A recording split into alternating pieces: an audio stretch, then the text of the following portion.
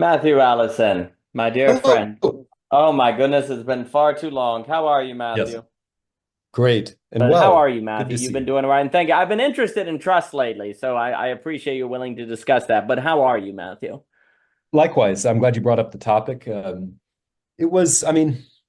have had the good or ambivalent fortune of breaking the fortune cookie of a paradigm. And with that, I would say more ambivalence than sheer goodness, because I have to bump up against the ragged edges of an insight Hmm. going down. Hmm. And there's not psychoanalytic guilt or that kind of um, stuff for Drano, but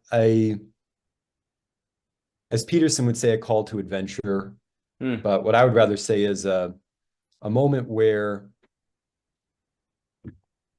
I have to notice that there is such a thing as movement into the future that is not the domino behind hitting the domino ahead. Hmm. That is a true movement, but also sometimes there's an instant at which the domino, because it's not a closed system, there are angels afoot and God is real, etc., that when the domino before, instead of falling against the domino ahead, falls against all expectation and motive force, it goes diagonal to the Hmm. side and reveals this whole other space that is affected by it.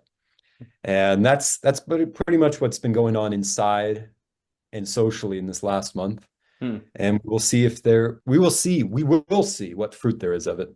It's Hmm. too early now. The paint's still drying, but it's been I think I've been for the last 5 years moving in a certain domino effect, and that's it's been rather changed, Hmm. but not dramatically, not diametrically Hmm. opposed, but just different.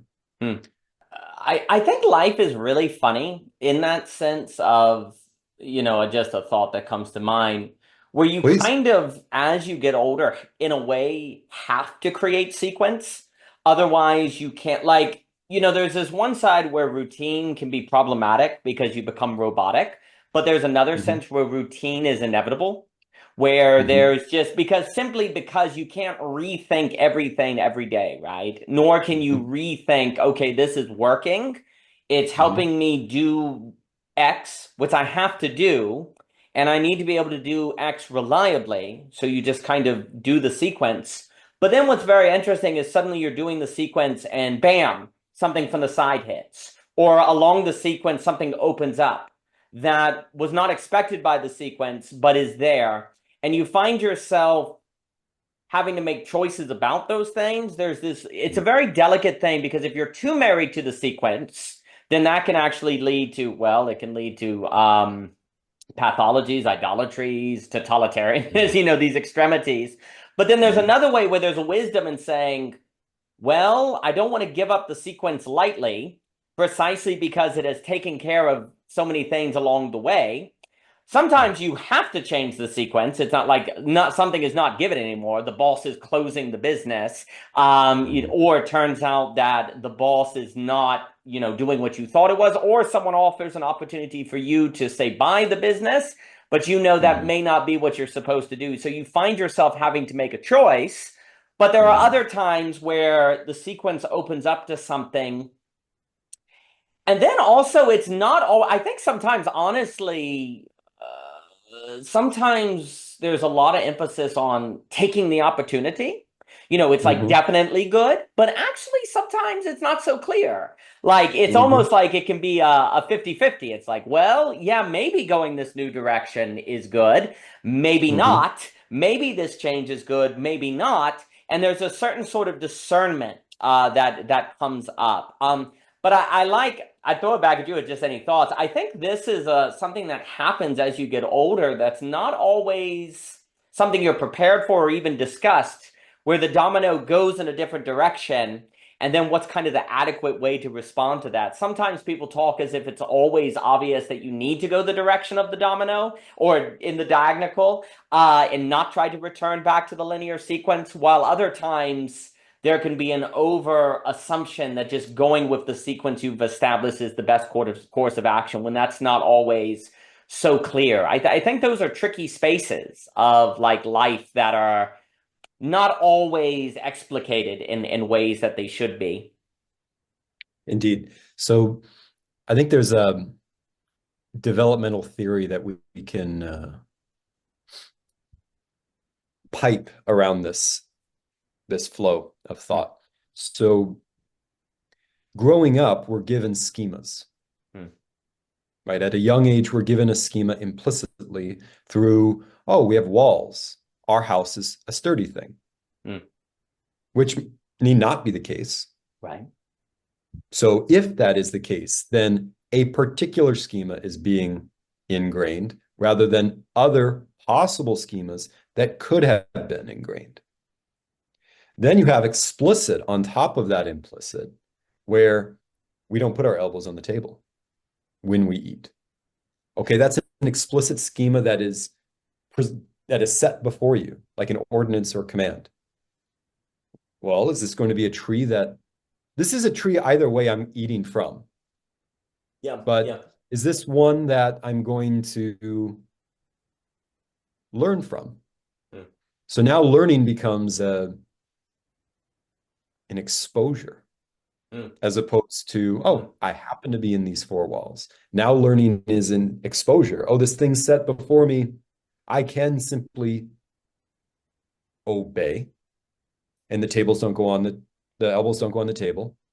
But as I get older, and as the otherness of reality starts to come through the cracks of accidental schemas, nourishing schemas, schemas that were there, but now as we get older, other things start to pierce through, or we pierce out. It's hard to know which is first.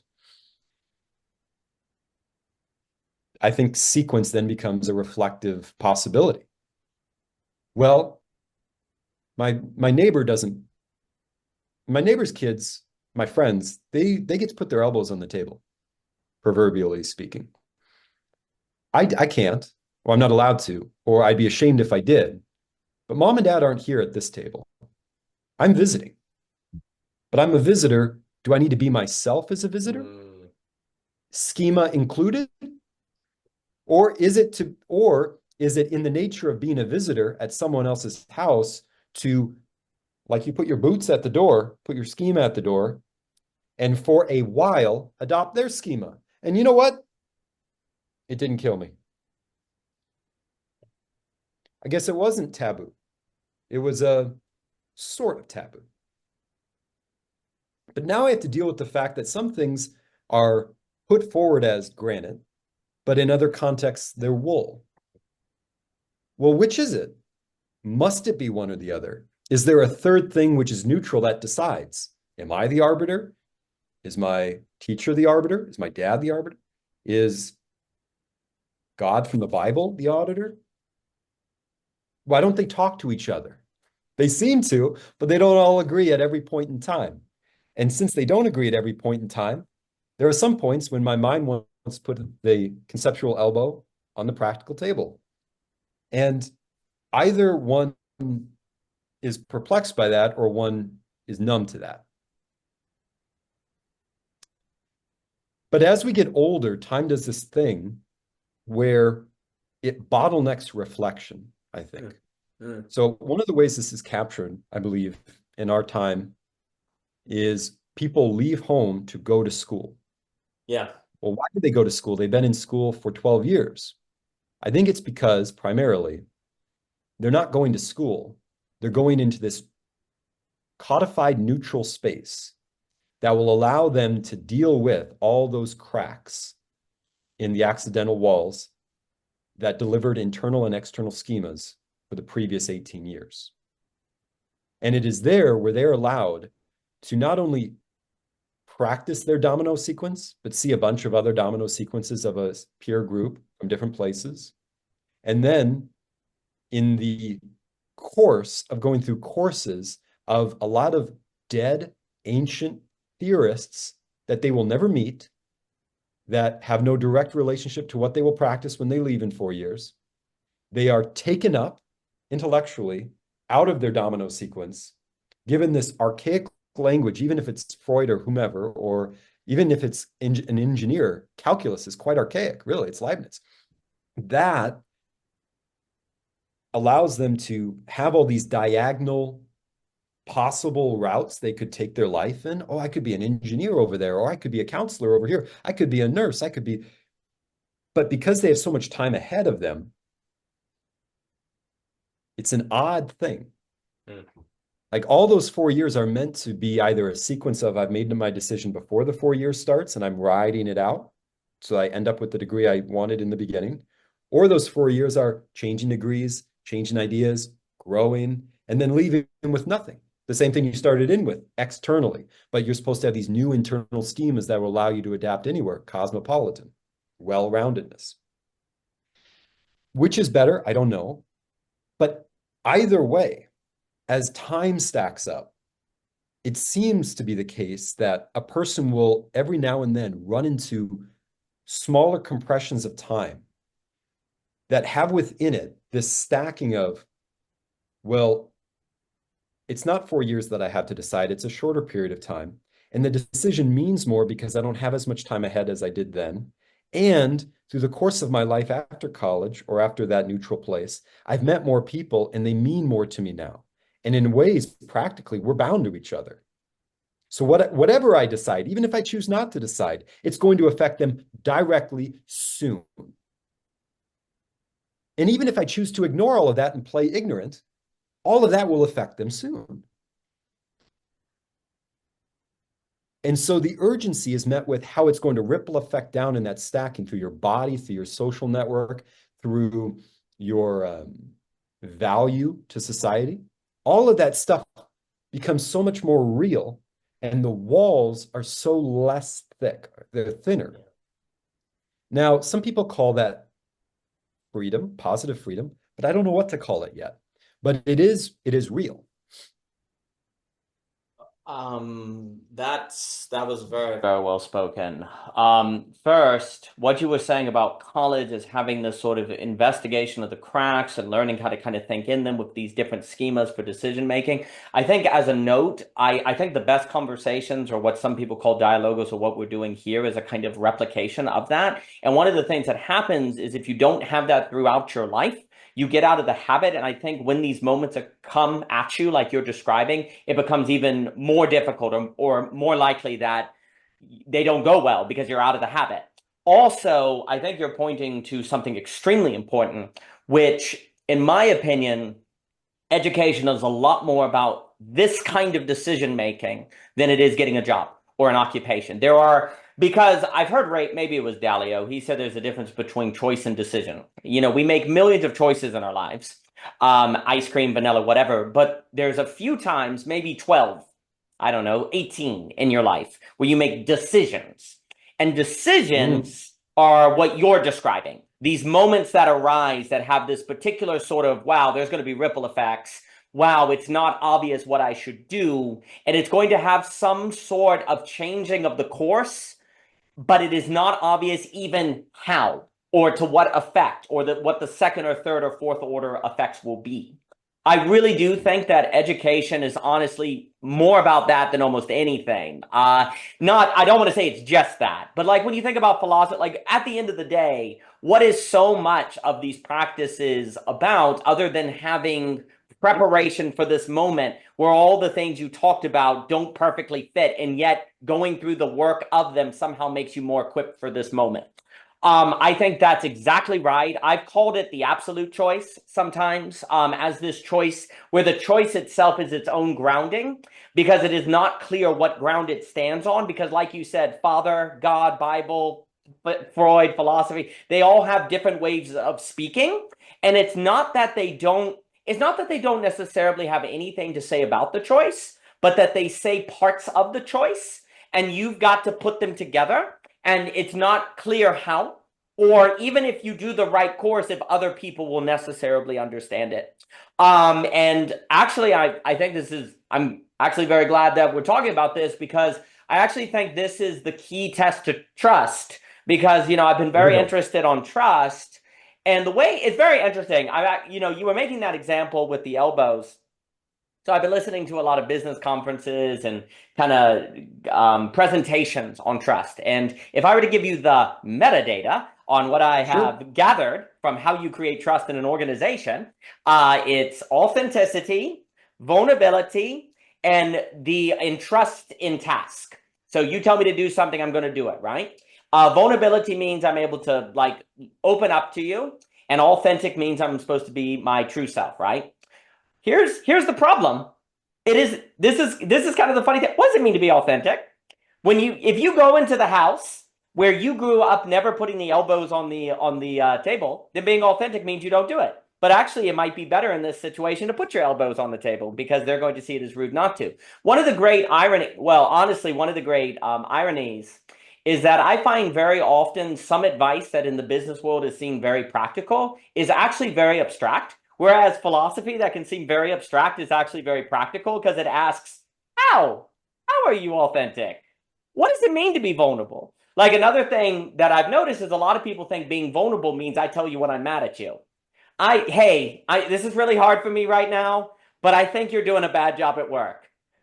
I don't know if that's what vulnerability is, simply to tell people when you're upset at them, because it's easy, because you're like, I'm just trying to be transparent, and I'm going to tell you when I'm mad at you. Well, that might be getting at it, but we can weaponize vulnerability, right? We can use it as a way to actually manipulate people. So there's a how question, and honestly, the funny thing is that one of the reasons, in my opinion, you end up in literature, philosophy, theology, etc., is simply because you're actually trying to be practical. You're actually like, how do I do these things? Because it is not obvious, right? Well, that's when you get over into the philosophy, the world, they're saying things like you're saying. They're saying, well, yeah, be authentic, but actually you want to be more teleologically fitting. There's a difference between authentic and fitting. And what's fitting, what could be just in this situation, could be putting your elbows on the table. Well, then it all comes back to discernment. And the issue is, what I would like to say is, ultimately, trust is always going to come down to some sort of trust in people's capacity to discern situations that are not self-evident in what you should do. Well, that's radical. How do you even that's almost like magic. We've almost talked about that, like miracle, right? And that sort of capacity of the human to do this kind of wondrous thing, it almost seems, I'll give it back to you, like the situation you're describing, where it's like you have to make an absolute choice, or just a choice of decision, however we want to word it. These situations, that is precisely where the human can shine most, precisely because it is a radical human element. Because you can't boil it down to simple logic, can't boil it down to simple pragmatism, can't simply boil it down to consequence. It's not obvious, and yet the human in that open space can make a choice. And because it is so difficult, there seems to be some sort of capacity, there's some possibility of a miraculous or beautiful occurrence, but also that's precisely because there could be devastation as well, right? There's real stakes here. But that's where the human is. And I do wonder sometimes when people talk about trust, they talk about it as if it's to do tasks. I can trust you to do the task, or I can trust you to do what you say. But actually, it's a subconscious, it's to find that moment. To find people who in those moments of absolute choice, or yourself, are able to do something that's miraculous, or who can face it. At the very least, it's almost, yes. I'm not even sure if trust is a matter of success. Such as, I can trust you to be courageous. Can I at least know you're going to be courageous? Maybe it doesn't work out. Maybe something doesn't occur, but are we going to face it? And I wonder if I'll give it to you, these absolute choices, trust, if these things go together. But let me throw it back at you. Well said. Marvelous. That open space is what I want to hook into, the phrase you used. And then particularly in your ironic reversal of the practical is philosophical and the philosophical is practical. Well said. Now, one of the ways I think we can put skin on the bones of that pedagogical schema you propose, if we want to be practical, we have to be philosophical first, is we're putting results not first, but last, where they are anyway. Well, it's about results. I'm not going to know. I'm not taking this deal unless I know the results are probably guaranteed. You've forgotten your epistemology here. The fruit comes after the tree comes up, not before. So just as the result ontologically comes after the preparation and the waiting and the building, my point is the result comes last, so it should also come last in our value hierarchy, or last in our priority. Because it comes last ontologically, it should also come last as our priority. If we are being consistent, that is to say, if we care about being consistent, if we want all of the pipe to be continuous, that takes the dirty stuff away and brings the clean water back, if we care at all practically about such consistency, then we will let the results be last and all our work first. So if it's not about results first, but results last, then what comes first? It has to be awareness of what we are doing and how we are doing it without explaining that away by its proximity to the result. And notice it sounds abstract, but it only sounds abstract because for so long it has been convenient to talk about awareness with respect to the distance from a result. That's why it seems abstract. That's not why it is. And indeed it is not. Please, I want you to bring something to that, ancillary to that, or tangential to that. I think that's exactly right. I think the result comes last. And if the result comes first, then what you're doing doesn't need you. Like there's a real way in which, like, if the result is given, then what are you doing? What are you doing? You're just a machine. That's why AI replaces us, right? So anything that is a human sequence, quote unquote, versus a machine sequence must have the result come last. And what is first what's first in the human, I think, is primordially even ontologically awareness. Like, an awareness is really deep. Like, when you talk about courage, faith, belief, observing the tomato, like we talked about, these are modes of awareness and how you are in the world. And the issue is, like, what we have in the now is not the result of the now. The now is never a result. The now is like what is. Now is always aware. It's always primarily in awareness, right? And so what we really have to focus on is the quality of the awareness. The way we aware, how I experience your awareness of me, how we experience the awareness between us, not thinking about the result, because if we knew the result, then it would be machinic, it would not be human, but actually trusting that if we have the right quality of awareness, something comes out of it that is actually the result that comes, let me put it, it's almost like it is only unpredictable results that can have a highest quality. There's some sort of quality that unpredictable results can have that is more human, more alive, more dynamic, that is not afforded to predictable results. Like, if I can predict the result, if I can know it ahead of time, there's a certain quality that it cannot have. It's more machinic, it's more solid, it's more robotic, right? But if I can get a result that is unpredictable, that doesn't mean random, but it is unpredictable in how it will occur or how it will unfold, then it has a particular human quality to it, right? Like, obviously, if I can predict when the plant will bloom down to the minute, it's not a plant. It can't be a plant. I might be able to get a range. It's probably going to come up in this week. But if I could get you down to the exact moment, it's actually dead. Like, it's a dead plant by definition, right? Can I tell you when you fall in love? Can I tell you when beauty is going to occur? No, if I could, they would not be those things, right? I think trust is similar. Like, I was hearing some guys say that, like, like Simon, like trust, like I can't, what's so interesting about trust is I can't tell you to trust me, right? If I told you that, I'm probably not very trustworthy, right? Like trust me. Okay. Trust is something you find yourself in. Like, and also I do think the metaphor of building trust is very problematic. I don't think you build trust. I think you cultivate trust. I think trust is like a garden.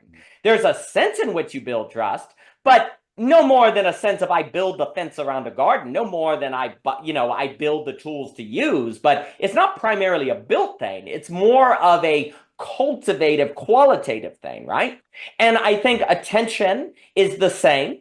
And I think it's all about that quality of awareness. And really, if we think about it, I think honestly the emphasis on results comes from the metaphor, the conditioning of technology, of systems, of stuff like that. Well, most of human history didn't have that, right? We were farmers, we were gatherers, we were explorers, right? So for most of human history, the cultivation of awareness and really being aware of what's going on and your other was far more practical. Like that was reality. It's really just in the last, dare I say, 300 or so years that I think we've come to associate the result with being more practical because we live in a machine world, a world of technique, a world of predictability, right? And machines, right? But that's based on our historic paradigm, which is not all bad, of course. We've talked about that many times.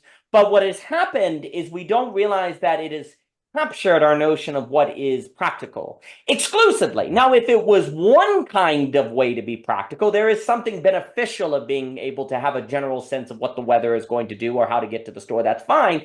But the problem is, as we've also talked about, the more efficient something is, the higher the likelihood it tends to overreach and act like it's all you need, right? So what ends up happening is this qualitative practice that actually is more practical. Well, honestly, it is more practical because whatever results you get is going to only be afforded or possible because of the quality of interaction you had, right? Like a return to that is actually a return to the basis of what is to be human. And I think basically, honestly, in the very fact that there are these open, and I'll give it back to you, there are these open spaces that the machine can never answer for us is precisely a testament that there's always going to be a human element.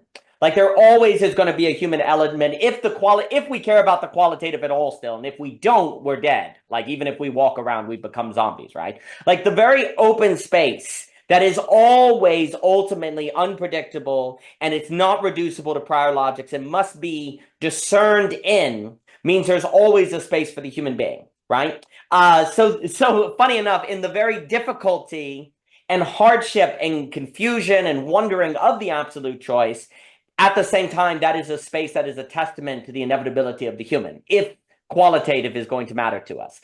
So then learning how to face that space, and then also kind of honestly, I guess I'd close with this. If the machine is going to more and more do the results-based stuff, it's kind of impractical to just focus on being practical in a way that the machine will always be better at, right? That's not very practical, right? So then it becomes, well, that alone means it's practical to be cultivating these spaces of awareness in which something can emerge. The now, the choice, the decision.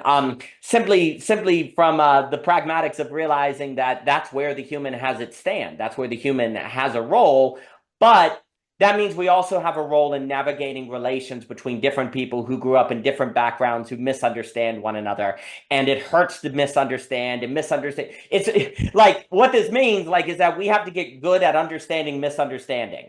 Well, that right there is kind of a paradox. What are you understanding when you understand misunderstanding, right? What are you understanding when you're understanding difference? When you're trying to harmonize difference, keeping it difference and not blurring it into sameness, what are you doing exactly? Well, you know when you do it. Well, show me the results. I can't. You know when you do it. Well, show me the results or I'm not doing it. Well, then you're stuck in the wasteland of the machine at that point. But let me throw it back at you.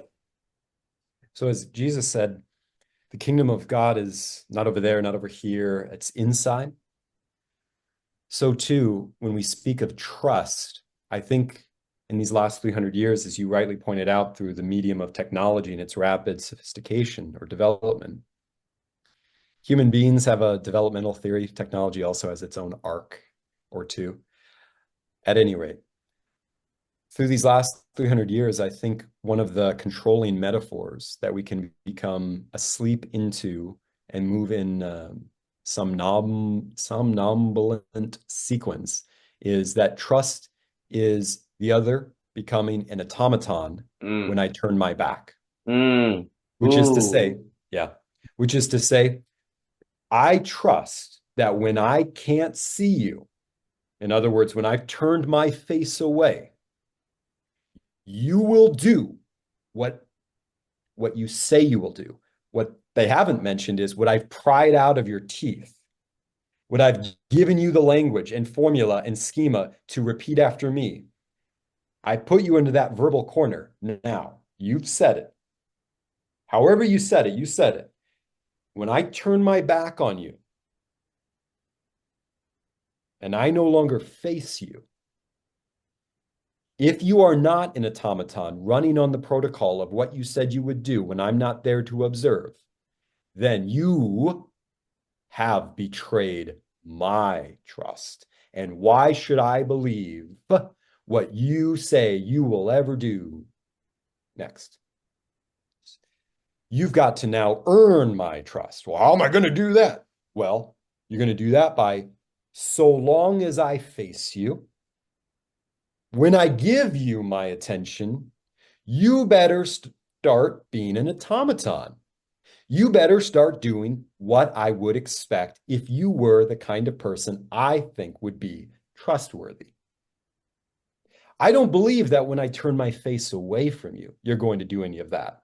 But if you want to earn my trust that you have lost, then while I face you, you better be the automaton before I believe you will be the automaton when I turn my back. So either way, facing you or not, I want you to be an automaton. That's what trust is. When I walk away, the real world is there that I expect will be there when I turn back to face it. When I drop this feather, it will go down because of gravity. I don't need to do it because I trust the scientists. I trust the theory. I want it to do exactly what it's supposed to do every time. If I have to test it, paradigm shift, man. Everything's in chaos. Reality betrayed me because it didn't act like a robot. That has nothing to do with what we're talking about. And that is a privation of the good when it's done interpersonally. I mean, the only way you can make a person an automaton for a brief period of time is to pay them up front. Which is to say, you're my servant for this brief period of time. It's an artificial role. I'm not putting anything in your ear. You're not making an oath at the threshold. I'm paying you some money because the result, which is associated with this exact fee, is put up front. And that's what you're serving post acceptance of the fee, of the price. Everything has a price for an automaton. Behave as if you are. I don't trust you, but money will speak. Because we both need that. I don't even know if that's a good way to look at economics, but it's certainly not the way to look at an interpersonal relationship founded on care. I mean, this is what happened to the vine dressers that were entrusted with the vineyard for a while. They became resentful of the fact that they felt they were serving some sovereign who couldn't bother to be present. They were present, so it should be theirs because of whatever. That description of what we do with trust was amazing. That's exactly what we do. Say, I trust that you will be a robot when I'm not here. I trust I can set and forget you. And this is getting, this is getting at what to me makes trust so really fascinating to me because it's almost got there's two bizarre meanings of trust that are in conflict. And I think that conflict, because what I'm very interested in, there are countless videos of very important speakers, powerful speakers at Harvard Business School, all these different places talking about trust and what it is and how we get in, what you got to do to get it. And apparently it's like the heart, like no one has it, Well, how can that be? Everyone's always talking about it. Like, what? How can it not be, right? And there's another way in which trust it's almost like Augustine said about time, right? I know what it is till you ask me what it is. And there's something about trust like that. You know what it is until you're asked about it. And you're like, well, because the conflict to me is there's, again, what was her name? Grace, Dr. Grace. She was saying there's a difference between, and I thought this was a good schema. She said there's human trust and there's task trust. So human trust is where I trust that you won't attack me. I can tell you what's going on and you won't belittle me. There's a human trust. And then task trust is basically I trust you to do the thing, right? But here's the funny thing. This is what I kind of want to emphasize. Those exist in conflict because task trust means I treat you like a robot. And at the same time, I don't trust you if you treat me like a robot. We don't trust people who treat us like a robot. And yet trust is also precisely being like a robot. Well, that's weird. There's some sort of horrible contradiction going on there, right? In our notion of what trust is, right?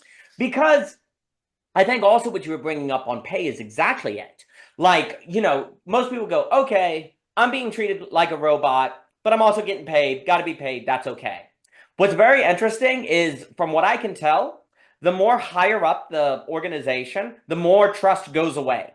Because these people actually don't need the money. They could go somewhere else. And so they eventually say, no, I'm not going to be set and forget because, yeah, I like money. Money's fine, but that's not really primary, right? Like this understanding of trust, it's a mistake that you can get away with until you get to a certain echelons of business success or government success. And then people say, I will not be set and forget. You're going to treat me like a human being, dang it. Now, can they necessarily articulate that? Not necessarily, but I think there's a subconscious intuition that I trust you to treat me like people. Let's put it, I trust someone who I can trust can treat me like a human being. Like I trust you because you treat me like a human being, right? And yet that kind of trust, which is the human trust, is automatically in conflict with being treated like a robot, which is necessarily what I'm being treated like if I'm being treated to do a task, right? And so we have a massive conflict that money hides the contradiction, if you will. And, money is hiding this contradiction that we have not called, in my opinion. Now, of course, part of its untaxed and also unmeasured value that everybody in the room knows is there. Yeah. But we don't know how to tax it and we don't know how to measure it. That's exactly right. That's exactly right. Because it is fundamentally qualitative. That's the problem. And we can't think quality. We can't think quality. Like and one of the reasons I find trust of very unique interest is because no matter how like many businesses talk about trust and that trust matters. Governments talk about it. Fukuyama has a book on trust. That's really interesting because no matter how practical you are, no matter how much you only care about the bottom line, you're forced to acknowledge that trust matters. Well, right there, you have a certain opening where philosophy and all the quote unquote abstract stuff comes roaring in because you have a fundamentally qualitative problem that you have been hiding its inescapable qualitative character with money. And that works until the money runs out. And then you're helpless. You're completely, absolutely helpless. Because the only way you go about doing trust is to do that of which necessarily feels like there's no human trust, right? And that then, of course, and I'll be curious any thoughts that come up, that the human trust is interesting because human trust is necessarily a presence in awareness. It is a human trust cannot be results based. Like I know you're treating me like a human being because I'm not a means to an end. Like the moment you're isn't it funny because to emphasize results must necessarily be emphasizing that of which is not fundamentally human. Because a human in just being here is here. The end is here. And so like we have to cultivate that.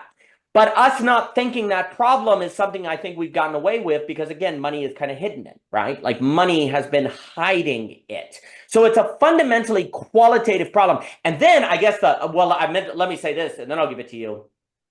I also incredibly interested by the idea of my trust. You earn my trust. I think trust, when the moment somebody has to earn your trust, it's a power dynamic, right? Yep. And basically that's the language of convince me to pay you again, right? Different things. But it's funny because trust is not a my, it's our trust. Like you can't, like trust is never an exclusive thing. I don't trust, I can't, like, what do you trust something person? You don't, do you trust a pen?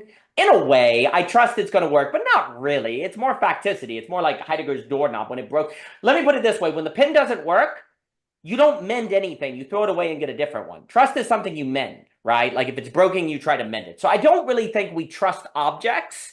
It just depends on what you mean. Trust is something that's always personal. Well, that means it's always a two-way street. It's our trust, not my trust. And there's some sort of like pulling it into the my so that it can be weaponized against the other versus talking about an our trust. Like but because then when you're talking about our trust, you're talking about an environment, a relationship. Like we've lost some sort of magic between us. We've lost some sort of quality between us. That's what people are saying when they're saying, like when they're saying you've lost my trust. I think it's like you've lost the qualitative. But then since we can't think quality, we just go back to saying, well, we'll restore it by tasks. So that's the problem. Like we lose this quality. But our only way of thinking about trust is task-based. So then we say, okay, well, we're going to fix it by treating you like a robot again. That'll fix it. No, like the way people go to mend trust are the very things that break it, right? And they just get stuck in this cycle because again, there's some sort of irony going on here because because no one doesn't want trust. Everyone wants trust. Who doesn't want trust? Everyone wants to be trustworthy. Everyone wants to trust the people around them. Trust it, and yet they lose it.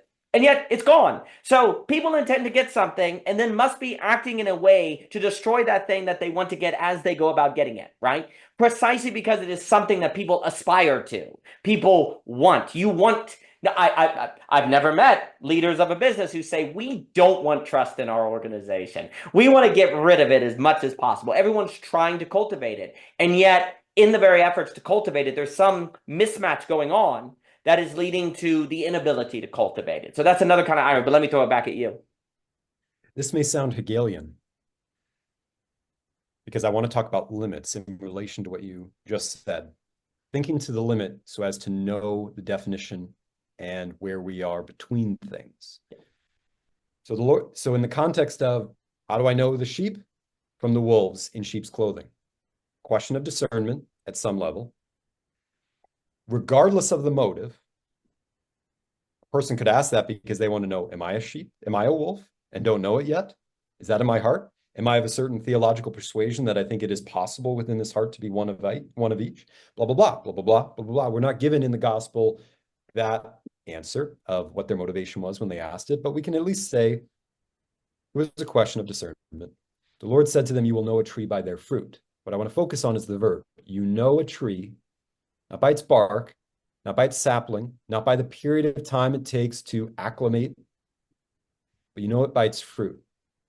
Now, what do we also know about the way the Bible rhymes with its concepts of limit? In Genesis, pre-lapsarian, before we had any question of are we in the right sequence or the wrong sequence, are we deluded, blah, blah, blah, there was no flood. In paradise, when the trees grew by God's word, it said, and let there be the seed in its fruit. Let every tree bear fruit in which is its seed.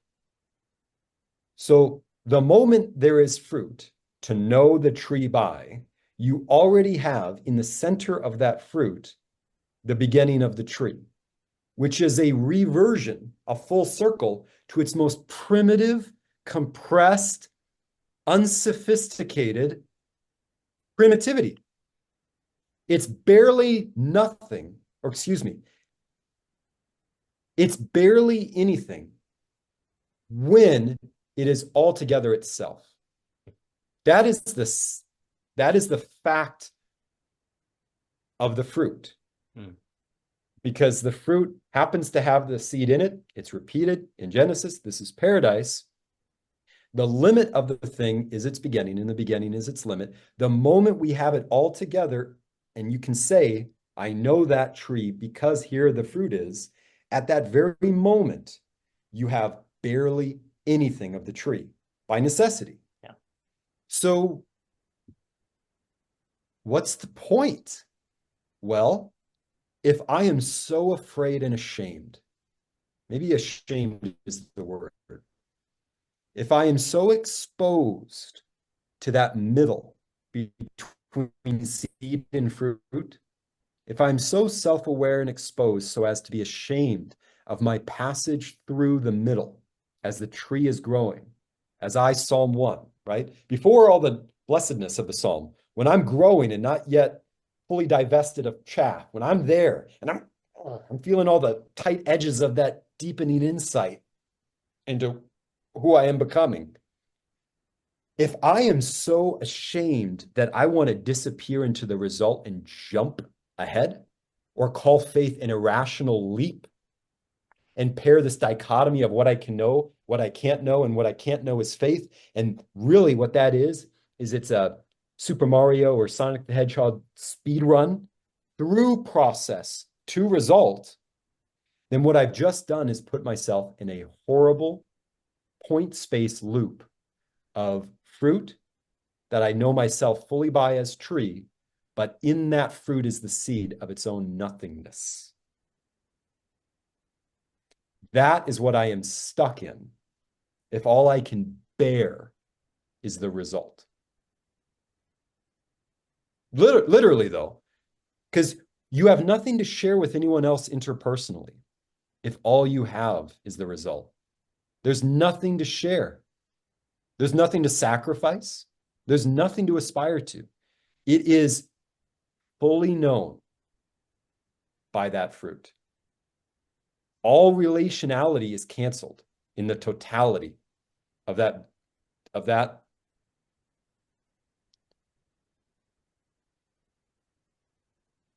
So that middle and that process of the middle, bring trust into that, if you would. That was beautiful. I think that that's so well put. Oh my goodness. That idea of disappearing into the result, I think that's exactly right. That the thing is barely anything when it's its full self. That's a beautiful phrase. I think that's getting at it because, um, like, so if I'm thinking business context, organizations, companies, families, communities, different things, like where we think about trust is, oh, you can trust me to be complete. You can trust me to be done. You can trust me to be a robot. You can trust me to be the same today as tomorrow and the next day, et cetera, so forth, a kind of idolatry. But it's like there's a way in which when you do that, there's hardly anything. And when you have all the business people sitting around the table, no one presents themselves as mid-process, in process, processing. The reason I'm a leader is because I'm not processing. I figured it all out. I'm done. I'm at the head. I better not act like I'm in process. I might lose my authority. And I think that's I think the opposite. I think what really kills trust is authority dynamics. Because what you don't need trust if I have authority, right? And honestly, a lot of people think they're trusted because people do what they say. Oh, they must trust me because they're doing what I say. They're scared of you. Trust is when they do what they say without quote unquote authority, if you will, because there's a certain shine or inspiration. There's something about inspiration that goes here. But it's very interesting because if there is no process, that is where the human trust comes in, because it's like I'm in process, you're in process, and we're meeting each other in our process, not knowing where it is going to go, but knowing that where it's going to go will be different together than it would be alone. And I'm choosing that. And it's very interesting here because then when you go, why? Why are you choosing it? You don't know the result. You don't actually know if it would be better, and yet you're choosing it. This raw choice, this raw absolute choice is something at the heart of trust. There's some reason that is not a result. There's some reason that where you go, I'm going to go with you. And we're going somewhere because we're in process, and our fullness is in that process, not the result.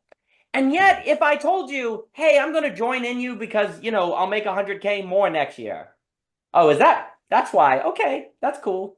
It's not that, like, if that's the reason, the only way you'd be okay with that is if you needed the money. But again, as you get up, that's not gonna cut it. The person's like, you're doing it to make 100K. Well, I don't need you. Bye. There's like, I'm with you. I'm very interested. Why? When you get to that human trust, and it's that raw choice. I'm going to go with you. We're going to process together. And yet it's not because of the result. It's not, if it's because of, well, because together we'll be able to make a product we couldn't apart.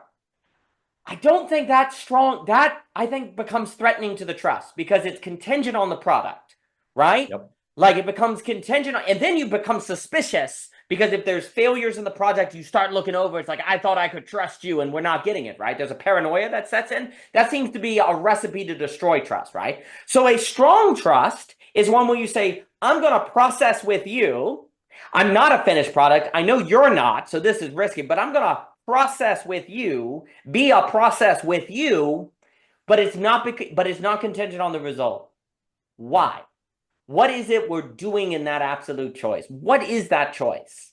I'm curious, beauty, a sense of there's an awareness, there's a quality here that is a good in of itself, or it's a good that is where I'm supposed to be, even if it's not tied to a destiny. But let me throw it at you.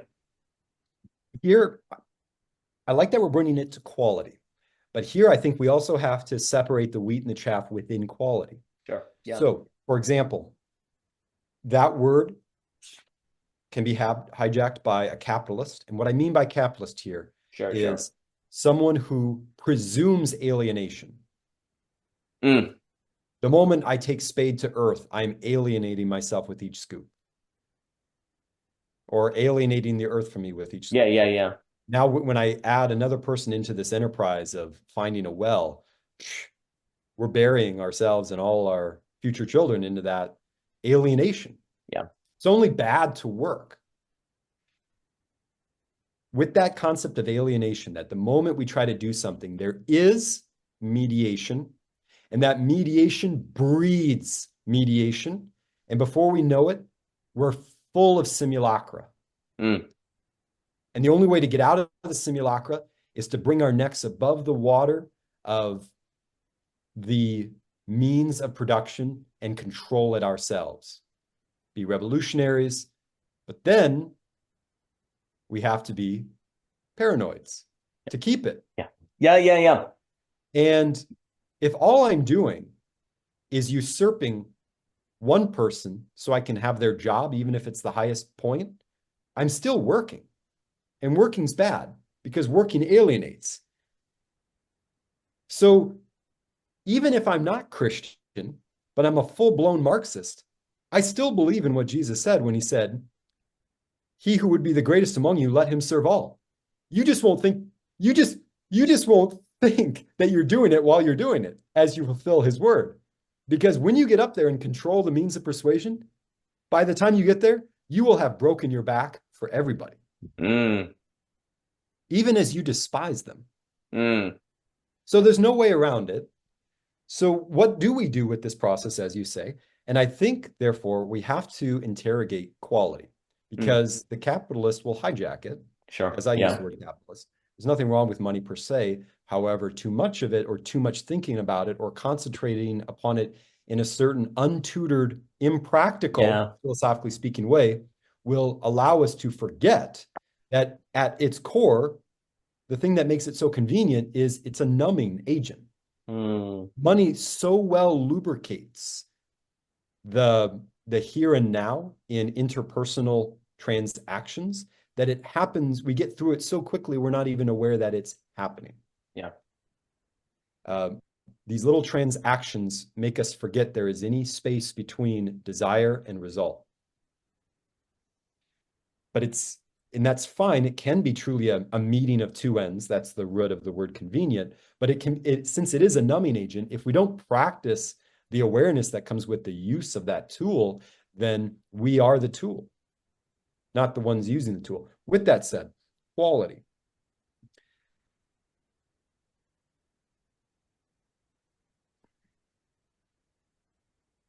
You go to a place that is artesian. And what they will do in order to justify the premium price of their coffee, let us say, is they'll say, hey, stop. Before you sip that coffee you paid for, before you get the result, I need to put more into the result. I need to wow you. I need to show you the surplus value So don't drink it just yet. I need to come by you and I need to tell you a story. I need to tell you where these beans came from. I need to show you a map. I need to show you how it's a sustainable farm, how everyone's treated well, how we went down in a boat to get the bags. I need to show you a picture of what those seeds look like so you can have an image of how it's so different than what you expect. Then I need to have a little arrow with some spaces of blue lines so you can see in a nice animation how we got back to the US. And then I want to point over your shoulder. Look over there. See through that door? That's our roasting machine. Your cup of coffee. Those beans were roasted in that huge vat. You can do this with your nose real quick. You smell that? That's the next batch. That's tomorrow's if you come back. Now, you see before you, I've set before you like an ordinance. Good consumer. You have seen the process before your very eyes. Choose this day. Are you going to drink to the full quality of this retrospect? Or do you need a little more education? Ask me and I'm happy to oblige. I'll tell you more. That is so, it seems like they're working so hard. It seems like they're working so hard, going, what do we say, above and beyond. Yeah. But it's false. Right. In a qualitative state, even though they're giving us so much quantity of information, we know at a qualitative state, there's something false here. It doesn't ring true because they're just giving me words. I'm not actually going through the process of that steamship or that boat. I didn't step on that soil. I didn't smell how the nitrates in that dark soil. It's not even that I'm taking any of this on faith either. I'm humoring this person by listening to it. And every now and then, because of the way he speaks, I have some vivid image of something, some trees and some red bean. And okay, he said he's done. And now I'm going to drink the coffee that I expected. And wow, I guess I'm pretty fortunate to live in this first world country where I can enjoy stuff like this. So I'm a little pampered. I feel very secure in my four walls. Yeah. I've just been given a little crack to look through and see how, the other side lives. And now I'm enjoying my cup of coffee. That supposed retrospect into the process of making coffee instead presented a kind of colonialism. Yeah. It is making me feel very taken care of. Mm. So many things are happening there, most of which are not good for me, I think. But I feel all right. But I know qualitatively I'm not getting what he's saying I'm getting. But it's okay because what's the point to argue? I'm in a coffee shop. I came here for the result and I happen to get more. That's why I paid $1 more. I'll accept it. Now, when I say that, I'll accept it. What am I even referring to? Yeah. Am I saying I'm accepting the quantity of the price difference? Am I saying I'm accepting that I live in a culture that's going to pamper me in this colonialism, to give me this false retrospective process that I was never part of? At what level of analysis am I accepting what I just said? I'll accept it. I'll buy it. That's fine. No reason to start a war over this. You know what I'm saying? And that happens all the time. It happens all the time in little ways. Yeah. Digital music instead of the vinyl, I'll accept it. It sounds the same, but when you put them side by side, it's, wow, that's so much thinner than the vinyl. The vinyl's better than, it's just as good as being in the concert. Is it? Well, why even go to a concert? The concert's not as good as learning it yourself. Well, gosh, I'm never going to learn to play the guitar, probably. Not the level of ZZ Top. So am I ever going to get to that process? Wow, that must be why they're geniuses. And we get so many cults around us of these processes we can't go into. And then instead of those cults we go into of processes that are too far removed from us, the geniuses, the romantic types, we're given this, it's $8, not $7, because you're getting this added value. We'll accept it. That's the cult we get to have. Neither one of which gives us any process. They both equally give us results. Yeah. But one is sold to us as fringe and margin, and the other one is boring, middle class, middle of the road vanilla. But they're both numbing agents. Yes. Yes. That's outstanding. I think you're exact. I love what you were saying about I'll buy it, I'll accept it. I wonder if that's kind of what a lot of times the trust, people think trust is. Oh, I buy it, I accept it, but it's this passive, false commodity trust, if you will, this product. But I think an analysis of quality in particular is exactly right. Because I think, well, this is my problem. Like when they're saying be authentic, like for hey, business leaders, if you want your team to trust you, be authentic. Okay, I'll tell them a story about getting the coffee bean and on the ship, and I'll tell them all of that experience. And they're like, then the people, the employees are looking around and whispering, he saw that TED talk. He's trying to be authentic. Oh, okay. Like that's the problem. They're playing mental chess. He's like, oh, he's trying to be vulnerable. He knows he's supposed to do that, right? Like, you see it. You see it as strategy. Like it's almost like strategy. It's like, oh, crap, we need to add quality to our quantity. So let's strategize how to do it. No, because there's the quality of the quality, I suppose. There's the shine of the quality would maybe be a Hegelian term. Like quality has to shine, or else it is just well, it's just words. It's trickery, it's strategy, it's decoration. It's something like that, right? Like Roger Scruton in his book on beauty, he talks about what is it? A curse, dang it, kick, like quiche or whatever, like with garden gnomes and different things. It's like they're quality, they add quality, but there's a lack of it's not really beauty, as I think Mr. Scruton would put it, right? And so it's like it's quiche. And so there's a way in which some of these efforts of qualities that business do have something like that. They're like quiche. They're pitch, I mean, their strategy. It feels like, the boss knows there's not a lot of trust here. So they went and watched some videos at a conference, and so now they're trying to be authentic. But you can tell that so it's so cute. Oh man, it's cute. And hey, you could argue it's better than nothing, but maybe not if it leads to self-deception. That's the thing. Like, there's always a risk of, you could say, well, yeah, I think it easily can be a better step than nothing.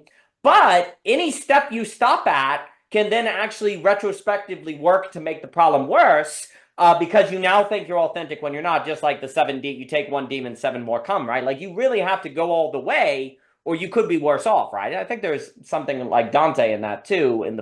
But anyway, I think for me, this gets out what is the particular quality that is the basis of trust.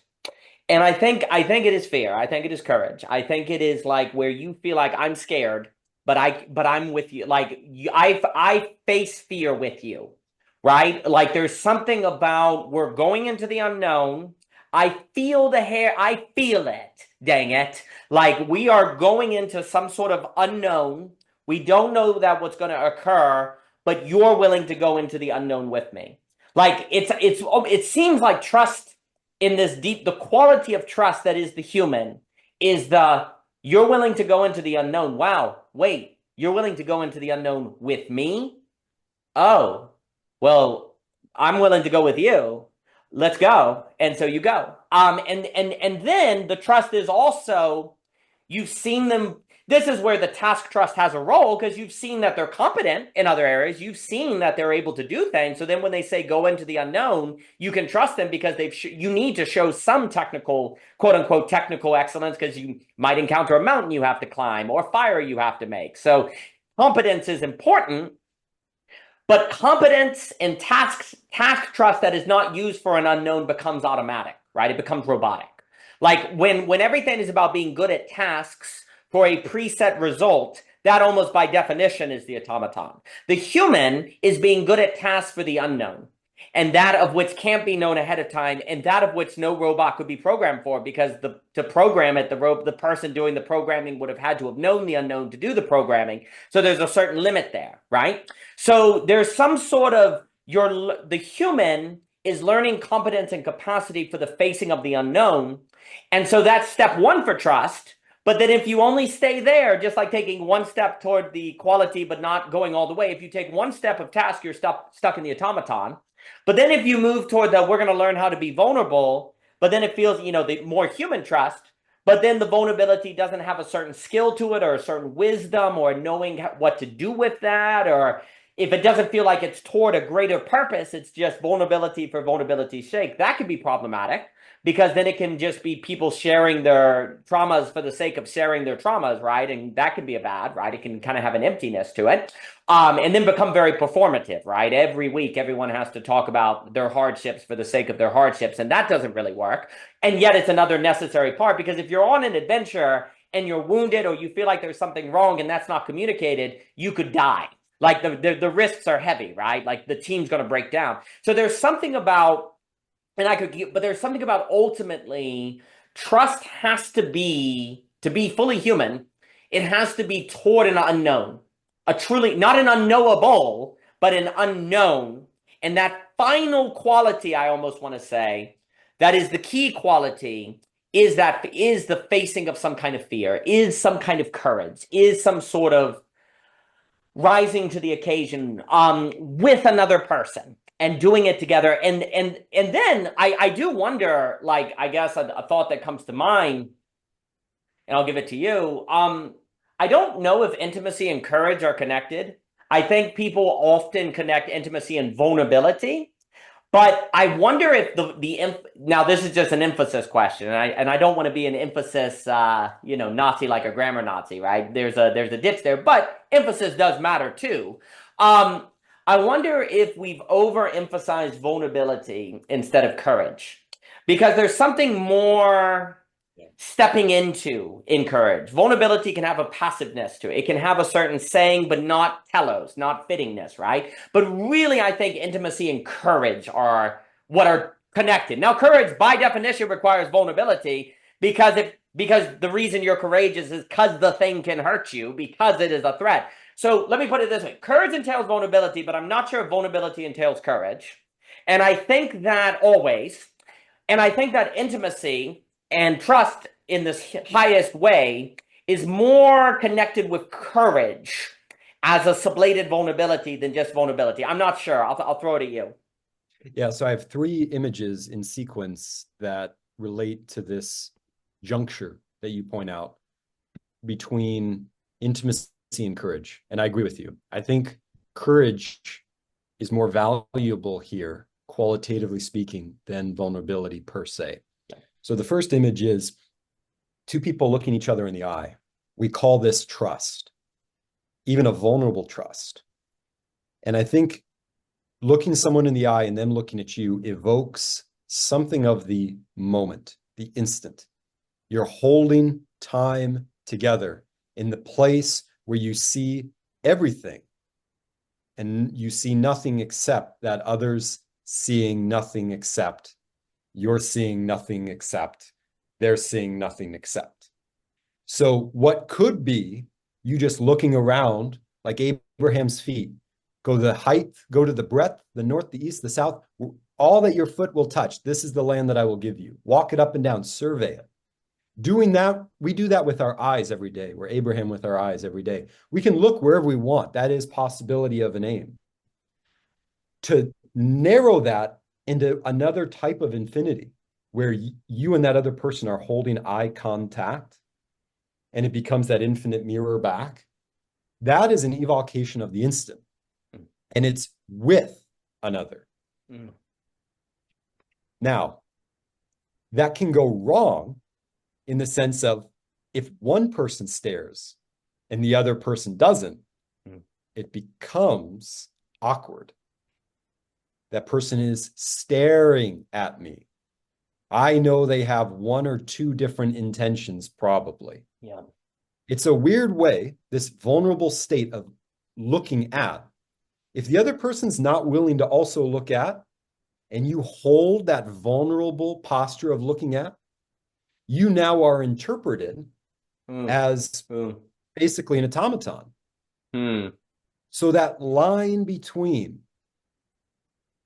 full disclosure and intimacy, there is a line between that and being an automaton. Yeah. Yeah. And that is part of the risk of doing anything with. If as it were, the two are out of step, then they will take turns being each other's automaton, each other's monument of salt, Interesting. each other's looking back. All right. Each other's tool, each other's support. That's kind of why, I mean, it's fine to be a support for the other person, but we should also be aware of what we're saying when we say that. That person is becoming an inert object for a little while for you. And that can be a great sacrifice if they're willing to do it. But if you develop a taste for it and want them to keep doing it, which is part of the same risk in holding eye contact. The evocation of the instant is so powerful that the unwillingness to do it when it is offered and when it is so close can be rather interpreted as psychopathic activity. Okay, that's image one. Image two, there's something about exposure, which is good and bad, similar to the tree of knowledge of good and evil. Adam and Eve, when they partook of that tree of the knowledge of good and evil, it says their eyes were open and they saw that they were naked and they were ashamed. They hid themselves, gave themselves fig leaves, hid from God. God said, "Where are you?" When the law is given to Moses, after the 10 Commandments, we have two, to me, interesting descriptions before the ordinances. And it's interesting to me that when the ordinances are given in Deuteronomy, it says, set these before their eyes, set these before them. Makes me think of the trees in paradise. You may eat of all these trees before you. So there's something about that recollection, retrospect to paradise from the giving of the ordinances. It's almost recapturing the story. But is it the process? Is it somewhere between the process and the result? I don't know. But before those ordinances are given, which also echo Cain and Abel, because the first few ordinances in Deuteronomy are about what to do when two men fight. That's Cain and Abel. This is a recapitulation of the first 5 books, or the first of Genesis, the beginning. It's interesting how the law recapitulates the narrative of the cosmological origins. It's interesting to me. But before the ordinances, in the second image, it talks about the altar and it talks about exposure. It does it in one paragraph right before the ordinances. Now it says of the altar, you shall not apply you're going to make it out of it something of the earth. Don't apply your tool to a piece of stone and carve it out to this nice thing, the altar. If you apply your tool to it, you defile it. And I thought, okay, maybe that's the garden, which was up on a mountain, or it's Adam, who was formed from the dust by God. Man didn't make man in his image. God made man in his image. I wasn't there when I was made. Adam wasn't there when he was made. He was there after the soul came into him, but that was after he was made. He was made a living being, but his form was there first. God formed it. He wasn't there to form it. So don't take your tool to the stone, otherwise you defile it. But then it says right after that, and don't put steps to the altar. And I thought, okay, I want to be a Neoplatonist. Why not? I need to ascend levels. Well, don't put steps to the altar because you will walk up the steps and your nakedness will be exposed on the steps as you go up. And I thought, it's a weird detail. Why does that matter? But then I thought, oh, this is a recapitulation of the story of the fall. Because when they ate of the fruit, their eyes were open and they saw that they were naked. And that happened in the garden at the top of the hill, the altar. So now when you have an altar, don't put your tool to it because God made Adam. He formed him with his hand. So don't you put a tool to it because otherwise you're being God. You have to not form it because God will form it and make it an altar. And also don't give it steps because then you'll expose your nakedness to it, which is underneath and around your clothing that God put on you. And that will be a recapitulation or an echo or a retrospect onto the original exposure of Adam and Eve. So even though I'm not eating the fruit, if I expose my nakedness on the steps on my way to the altar, I'm recreating their very fall as I'm going up. You see, I'm recreating their fall as I'm going up, thinking that these steps are making the scene more holy. But really what you're doing is putting steps in front of you and the encounter with God. You're putting all these things in the way of the encounter with God because it feels like I'm doing something, getting there on my way. But really, as I'm going up there, I'm looking down, I'm saying, I just went up a few steps. I'm not touching the earth anymore. I'm in between. I'm exposed. I'm neither in heaven or I'm not saying it happens consciously, but even if you have 4 steps, the moment you hit the second one, I'm not on the earth. I'm on this rock in between the sky and the earth. I'm neither earth nor heaven right now. I should jump back down. Wait a minute. Now I just decided not to go up to heaven. Right. Am I afraid? No, I'm afraid of what I just discovered on my way up, which is me, which means I don't know who I am. So even though I jumped off the steps, I still don't know who I am as I've landed on earth. It's such a brain warp having steps. I'm speaking metaphorically. I've been exposed. So don't expose yourself. Well, I still want to encounter God, the transcendent. And it makes me feel a little bit better thinking I'm up 5 steps. I'm closer than I was 4 steps ago. Don't do that, because all the while you're exposing yourself to you're neither there yet, and you're still far away from, you're never going to go back. Even if you do go back, you'll always remember how close you came up, so you're never really going to be back to those old people in that old town. Memory's a terrible thing if you tutor it with the exposure to steps. You won't trust your memory anymore. You won't trust yourself anymore. You'll lose courage, is what I'm trying to say with the second image. In training your courage, bite by bite, you actually lose courage, bite by bite. Yeah. Courage is not something quantitatively measured in steps. Nope. Otherwise, you expose yourself.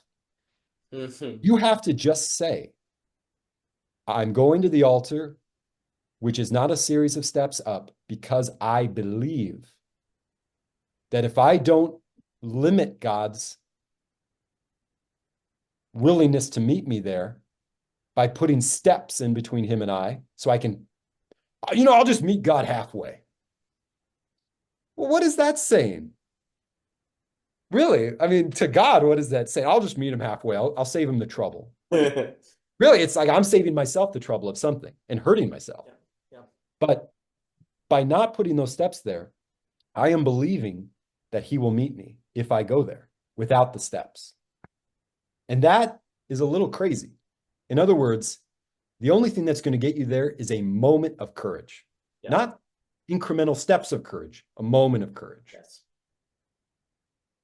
If Adam would have just jumped out and said, I sinned, I did it, I ate it, that required a moment of courage, my friend. That didn't require him to go through I got to be careful how I say this. That didn't require him to go through a world tour of mishaps and feeding the pigs. He could have just said, that probably would have been enough. I mean, like I did it and it was bad. He invented a story which put his wife down a step. Yeah. Wife you gave me. She gave to me and I ate. You know what that just did by the power dynamic? It put her a step down and him a step up. They both were exposed now.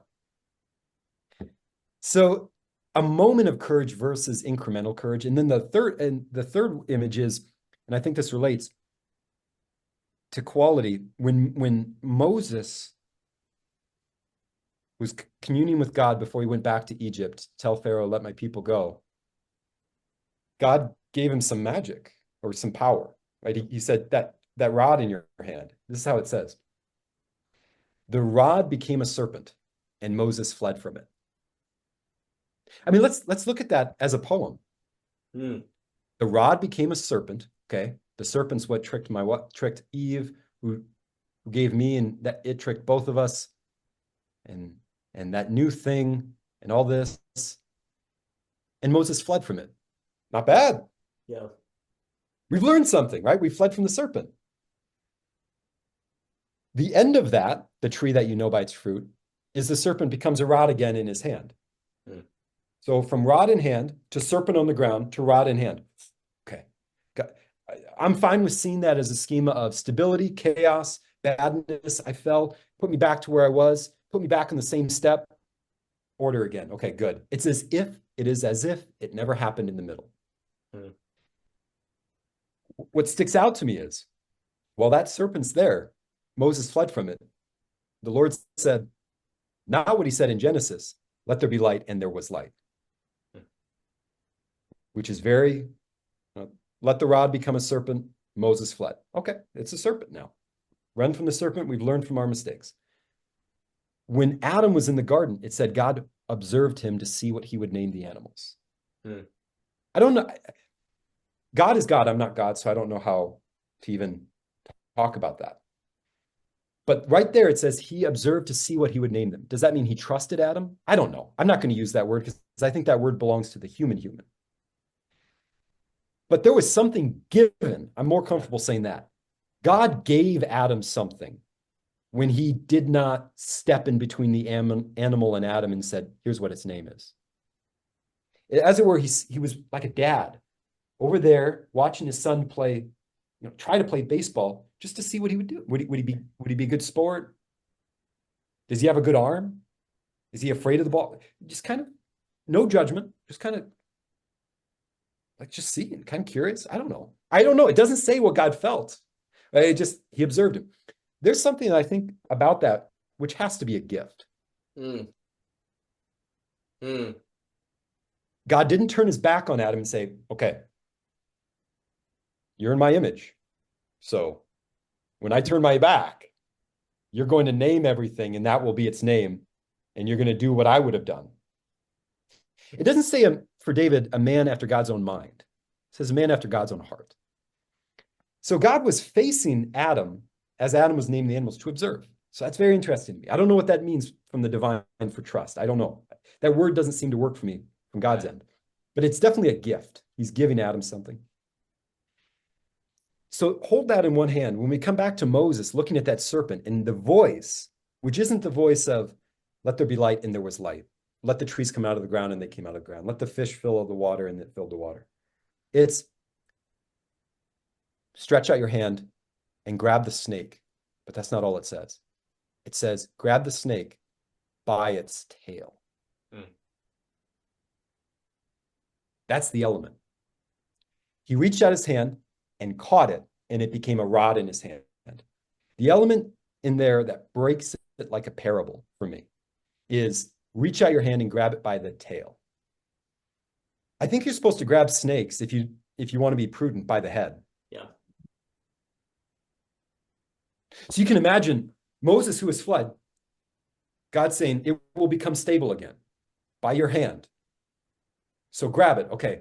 Prudentially, practically, I know how to get this result. Okay, I'm going to grab it by the head. That's where the fang. You didn't let me finish. Grab it by the tail.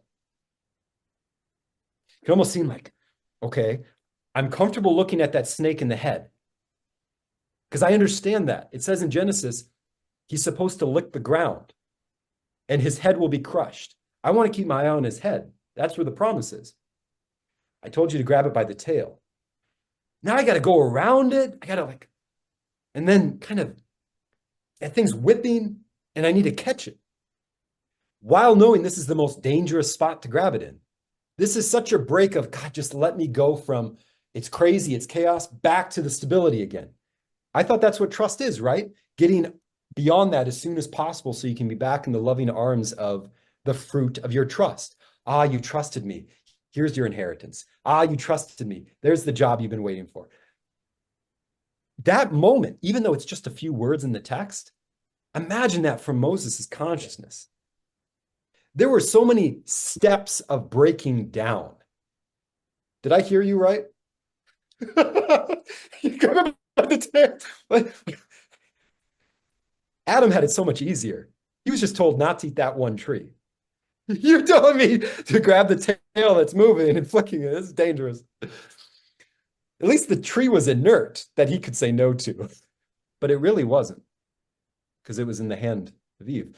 So this living thing that is dangerous, that stalls our schemas of how things are supposed to sequentially develop.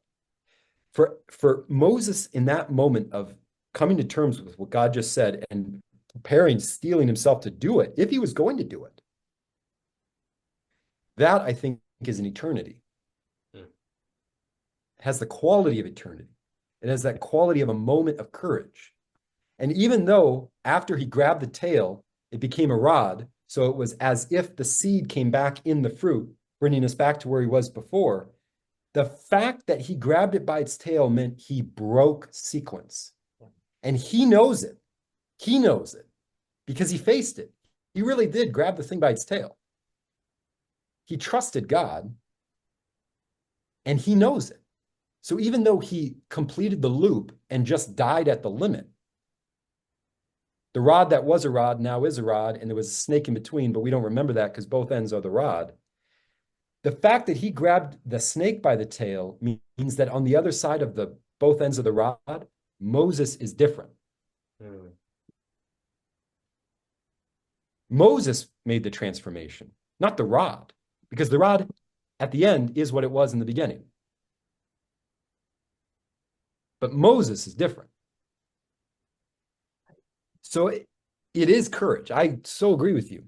And this is why I think also when we talk to people and we believe that they are competent, we don't ask them to do the very thing they did before that they can hold on to as their ethos of competence. Because I'm not asking them to fix the same exact pipe that they did before. It's a different pipe. So we're constantly in this paradox of everything we trust people with is never the thing that they are trustworthy for. Yeah. It's close, but what does that even mean? It's not the exact same thing. It's not that moment in time. At most, we're using that little memory or that little claim as a lubricant to get out of their way as fast as possible, to watch them do what they do, observe them naming the animals. It is this turn taking of courage. But what I'm curious about is when we don't do that, what happens? Yeah, absolutely magnificent. That point you just made about this weird paradox of what we trust a person with is never the same as what trustworthy for. That's brilliant. I think that's right there getting at why courage and trust are so connected, because there's always, like, we trust people who are brave, not necessarily, and we trust people who are brave, not in a showy way, not in a predictable way, but we trust people who are brave in the unexpected. And I think that's what's coming out with the grabbing the tail. Like, that's kind of unexpected. Like you said, like, if you're dealing with snakes, you are supposed to grab them by the head. That's safer because they can't bite you, right? You grab it by the tail, you've lost your mind. And that, you've lost your mind. And so God's like, hey, Moses, grab it by the tail. And you can just see Moses going, that's God, right? Hey, God, you do know you're supposed to grab him by the head, right? And God's like, well, I am God. I am. So there is something in that. Well, I think that's brilliant, because in all of those examples, you were bringing out how reading is a catching of the little details that don't seem... the genius of the details of the Bible is that they actually change the quality of the whole. Yes. That's what is the whole is actually different, because like you're saying, yeah, you can just go order, chaos, order, that's nice, but the key is that what brings the order is a moment of courage, right? That's so important. Because again, another thing that I think people associate trust with is a kind of order, is a kind of like things are stable. I know the house is stable. I know I'm not going to be yelled at. But then, of course, the question becomes, where does the order come from? And I think it's the moment of courage. Like, order is lost. Order is not lost simply because chaos kicks down the door and shows up. Ha! Chaos is here and it's gone, right? It's not so simple. Order is lost because there's a lack of courage. That's where the chaos comes in. Like, what gets the chaos to come in, right? And well, actually, it could be both, right? It could be a lack of courage, or it could be doing what you need to do that makes a temporary chaos that is actually the possibility of moving into order, right? But the key is that there's some connection with courage in that, right? And it's that moment of courage that really, when we see people being brave, that's when we go, we trust them, right? Because there's something about brave and courage that is central here. And what's interesting is courage is also, I think, important because a machine can't be courageous. Like, if we're talking about what makes the human human, there's something about courage that's central of that, because a machine is right or wrong. A human can be courageous. And that's beyond the category of right or wrong, right? False, true, or false, right? Courage is something of ambiguity. Courage is something of I have no idea why God wants me to pick up the snake by the tail, because that doesn't seem to be the right thing to do. And in fact, it's not the right thing to do. You can the problem is you read that and say, well, it turned back, so it was the right thing to do. Well, at the time, buddy, at the time, this is not the right thing. Kierkegaard would say, us reading that into the consciousness of Moses at that moment is to forget that Moses existed at that moment. That's beautiful. Which is to say that any brave act presupposes the existence of the agent at that moment. Yes. And at that moment, it's not decided what the outcome of their brave act will be. They run into the burning building. They might not come out.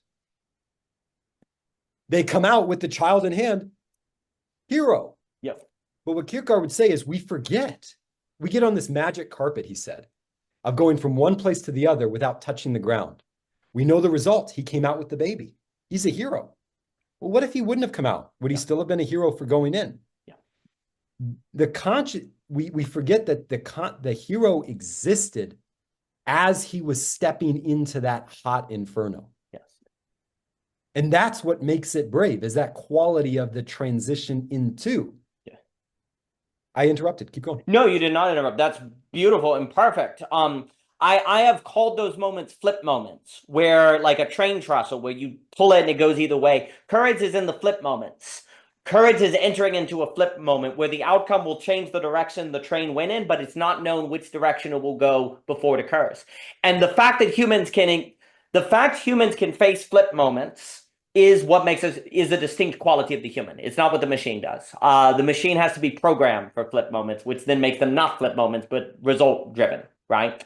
And you can't face flip moments if you are result driven, right? Because the result is contingent on the flip, which is found in the quality and moment and present of facing, right? It is not given when, like, literally, like that example of running into the building to get the person in the fire, if I say, well, before you go in, I need to know the results. I'm a businessman. I'm very practical. Before you go in, I need to know the results and give me a report to show you that you're going to, she's dead.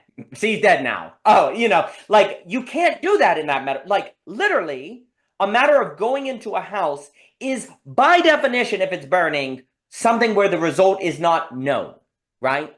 It does not fit into a pragmatic utilitarian structure. And I think basically one of the secrets of the human is that those kind of experiences are more common than we realize. Maybe not all the time, but they're actually more common. The 15 decisions in your life, right? There are moments in which they're like the choice to go into a burning house or not, right? By definition, the result is not known because of the factors involved. And simply the case is that those moments are more common than we realize. Maybe not every week, maybe not every month, but they happen more often than we realize. Please. And sometimes there's a mythology that feeds the numbing agent. So someone is trained to be a firefighter or a police officer. In other words, I'm trained and prepared, and I follow a routine that will predispose me to, if there is a burning building and I'm told there's a child in it, I will run in. Right. And so when they're interviewed afterward and they're called a hero because they brought the child out and both of them are relatively unscathed, that individual in front of the camera, sweat beating down their brow, might say, it had nothing to do with me. I'm not a hero. I did what I was trained to do. Now, there's a certain nobility to that, but also I think there's a certain numbing agent in that statement, because it is not the case that that person truly went on autopilot. They did not really become an automaton firefighter and lose complete control over their limbs and their hand-eye coordination and their deliberative faculty. They were not, in other words, possessed by the spirit of civic virtue that possesses a mother to lift a car off their child when it's rolled on top of them. They don't become who they are not in order to do something great for someone else. They might say that as a token of humility to get the attention and that heavy light off of them so they can disappear back into the phalanx of their their force, their task force, because that concentrated attention on their human bravery was too much. And indeed, that kind of attention can be too much. It's quite disorienting, almost more disorienting than the sheer flames of a fire, of an inflamed building, is people applauding you. Yeah. Post facto. That's almost more intense than being surrounded by fire, because it duplicates you. You see what people project onto you as a hero, and now you either square yourself with that, or you live in the shadow of that, which is an abnegation of your own self.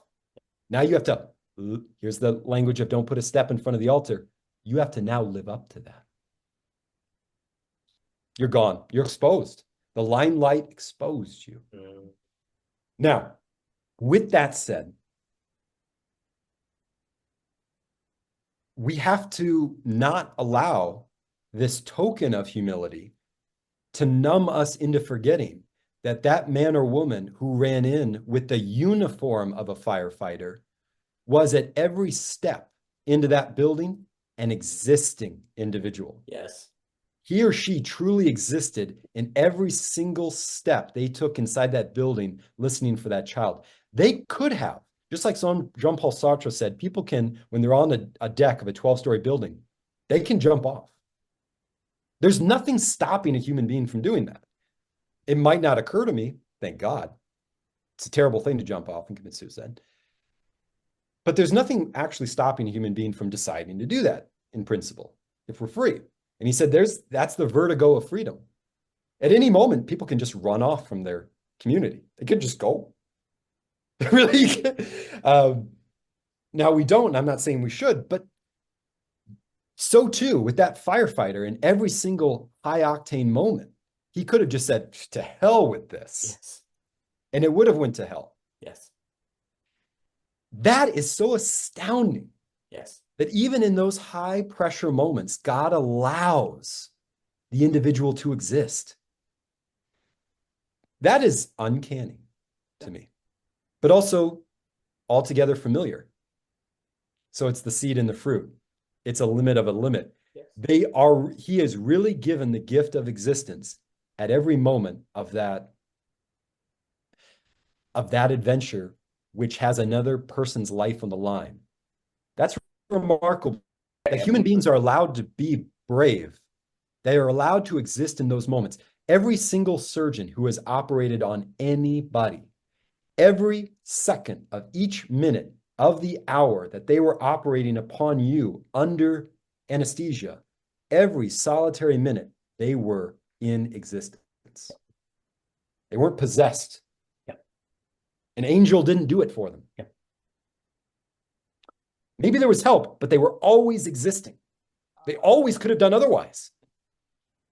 Magnificent. I just absolutely magnificent. I think this idea of the numbing of the humility, there is a problem like where when there's a flip moment, courage and flip moments are connected, if you grant me that, but there's something that tends to occur after the flip moment that makes it vanish, and thus you can say, well, it was just my job, right? Because you don't remember the ambiguity. You remember just the path it went, right? And therefore, it seems like it wasn't a flip moment at the time. It seems like it was just the way of things, or the way that it was going to go. Therefore, it's deterministic. Therefore, well, it was just my job, which is a kind of ascription to a deterministic force, right? That's one of the problems is there's this way in which the recall of a flip moment always conceals it, thus concealing the necessary existent, I suppose, that was in that moment. Because here's the key to everything you're saying. A flip moment requires existence. Like there has to be an existence to that is prior to the flip moment to make it go one way versus the other, if you will. The existent has to be primary to the directionality of the flip moment, right? And so you can't say it was set by the situation itself because it was the action of what really existed that made it go X versus Y. And if there wasn't some sort of supra, I suppose, cause of the existent before it, it couldn't have been either. It would have just had to have been thus, right? And so the flip moment is a testament to something existing. And this is very interesting because courage is the existing. It's not like I think, therefore I am. I courage exist, therefore exist. Like courage is primary. And I think what you see in the courage, like courage, like all this idea of how do I know other people exist? Do something brave. The courage, courage would not exist. Courage wouldn't exist if there wasn't an external world, right? Like courage might be the greatest testament of the other existing, right? Because if you have to be courageous to do it, you're feeling the otherness. You're feeling the world. You're feeling the other more so than thinking. Courage are the moments when you cannot doubt something exists that is external to you. And if you face it, you exist too. And thus, both sides of the relation exist together. Like, so it all exists. It screams existence, if you will.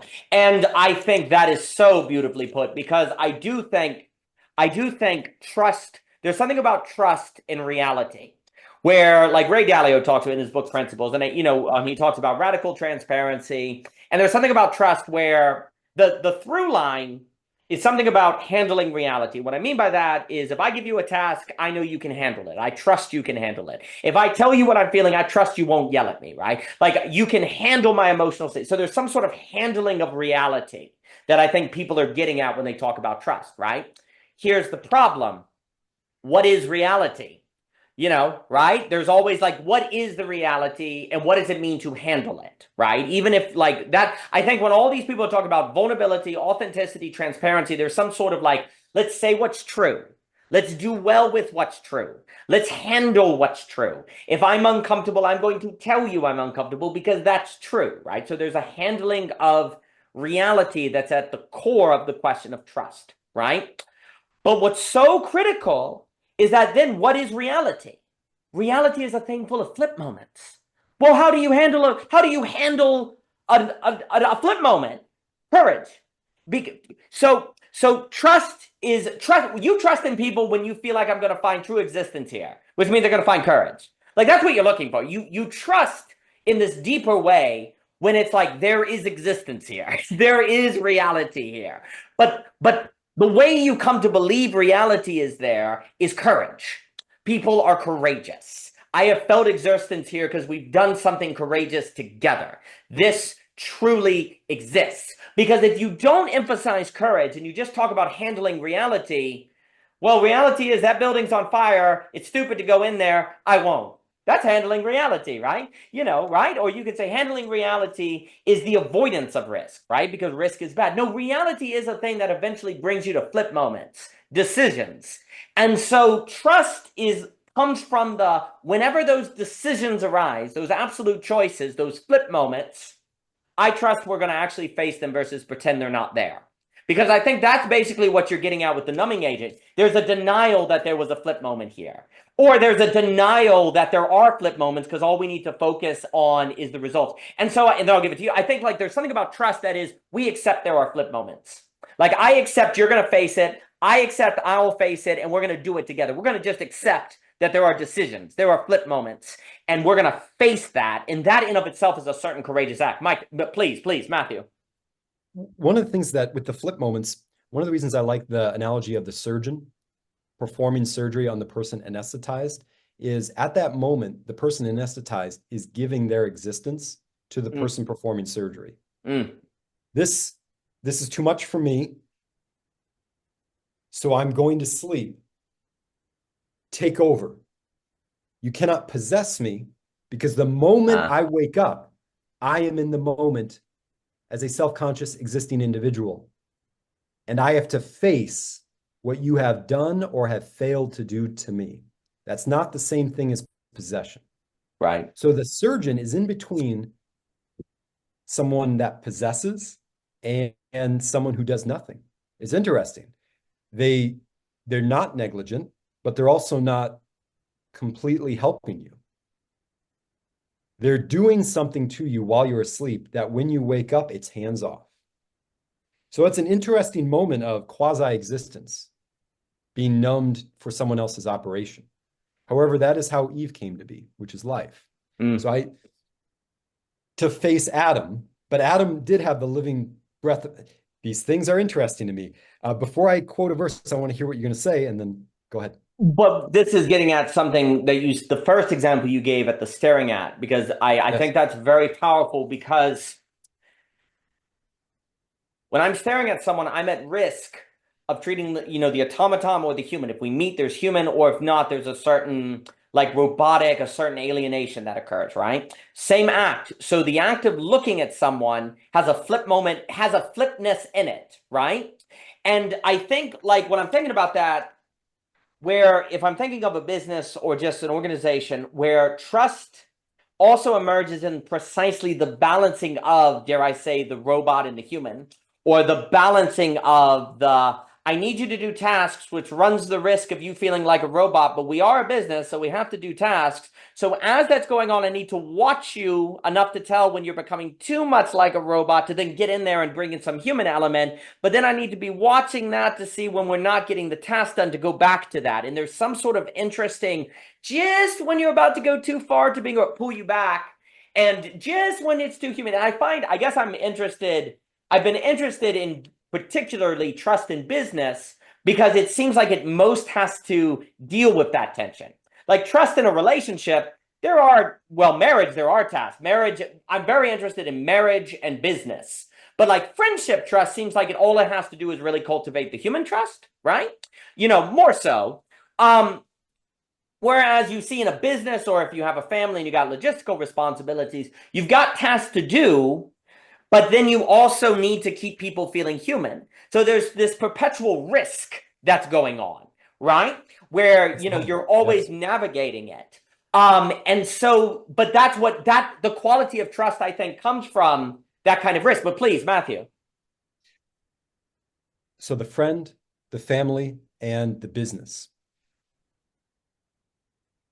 It's a wonderful triad because, as you say, two of those involve task and human, task hyphen human. The other one might just involve human human. This is what led Aristotle to privilege the friend Yeah. over the other two adventures.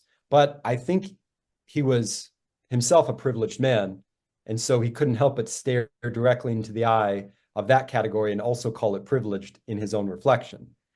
So I don't buy that the friendship is above the other two. I don't think it is. In fact, I think there's more to learn Yeah. from the business and Yeah. the family. Yeah.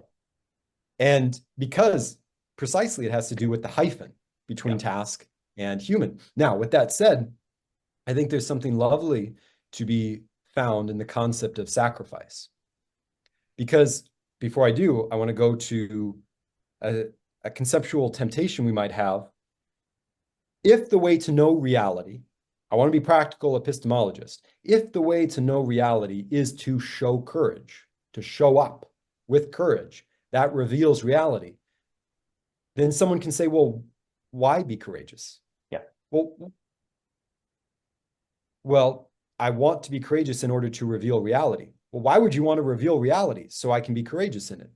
Because that means I am more while it is growing as more. I'm discovering more about the external world and my internal capacity to face that external world. So how do you know reality? Be courageous. Why would I want to be courageous? To know reality. That sounds like a limit of a limit, which is to say, you know a tree by its fruit, and what is in the fruit? The seed, which is barely anything at its altogether totality. So there is a real danger at the beginning of truly existing to be nothing at all, Yeah. to lose yourself in, I know why I'm being courageous as I'm running into this building. I know why I'm doing it. I hear her voice and I'm picking up a little girl. I know why I'm doing it. I'm doing it so I can feel and pinch my own existence. This is great. Oh yeah, we got to get out of here. Let's get out of here so we can continue. There's something perverse about that Yes. because it would never allow you to get out in time. Yes. Hence your use of, there's a hyphen between automaton and self-reflective. There really is a hyphen in paradise because Adam was given a task while in paradise without sin. Yes. He was fully himself, but he also had stuff to do to Yes. keep the garden. I'm fully myself, existing at every step in this burning building, listening for the sound of the crying child. But I'm also the entire city in these two arms and legs. I'm literally doing what the taxpayers pay for. I really am not myself at this moment, but I am myself because I could at any moment say to hell with this and turn back. And some people would say, pinch yourself. That's when you really do exist, when you turn your back to society's expectations. But then that little girl died. Yeah. So in the heart of the hyphen between task and human is sacrifice. Yep. It's not reality I know by courage, which allows me, why would I want courage to have reality? You are totally right in what you said, but that only in a Hegelian way reveals the circle of the fruit in which is the seed. We need to know that conceptually in order to go beyond it or lift it up, sublimate it. Yes. To, okay, I know that. How do I forget that while taking it up? Yeah.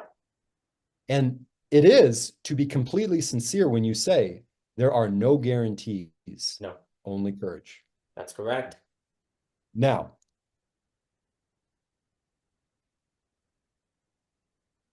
the sacrifice in the Bible, in the Old Testament, they're all connected, all the books. When the Israelites are given from Moses their sacrifices, one of the phrases that I find to be such an interesting detail, as you so beautifully said, the details change the whole.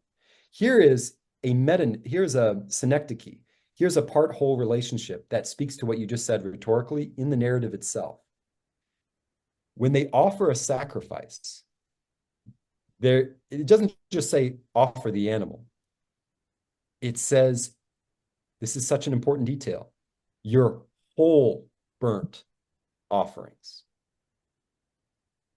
Who cares? I mean, I already assume it's going to be a whole burnt offering. Well, let's ask ourselves why that adjective, why that detail? Before we do, let's know how uncanny this already is.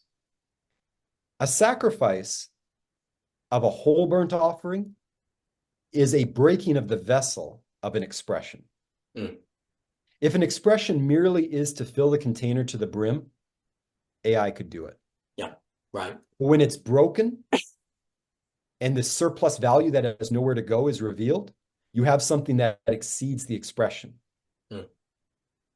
A whole burnt offering is exactly that. Mm. Nobody's going to eat it. I'm not breaking the leg off and keeping that. I'm not taking out its vocal cord and making some metaphor of the thing I'm sacrificing is the animal grunt, which stands for the passion grunt in me. I'm not intellectualizing it. I'm giving not a partial, not an analyzed, not a sophisticated, not a more or less than offering, not a socioeconomical, identifiable where I am in the stratosphere caste offering. I'm offering a whole burnt offering with everything that implies. But what's so interesting to me is, first of all, you're not burning alive on that altar. So the sacrifice isn't a real sacrifice from one level of analysis.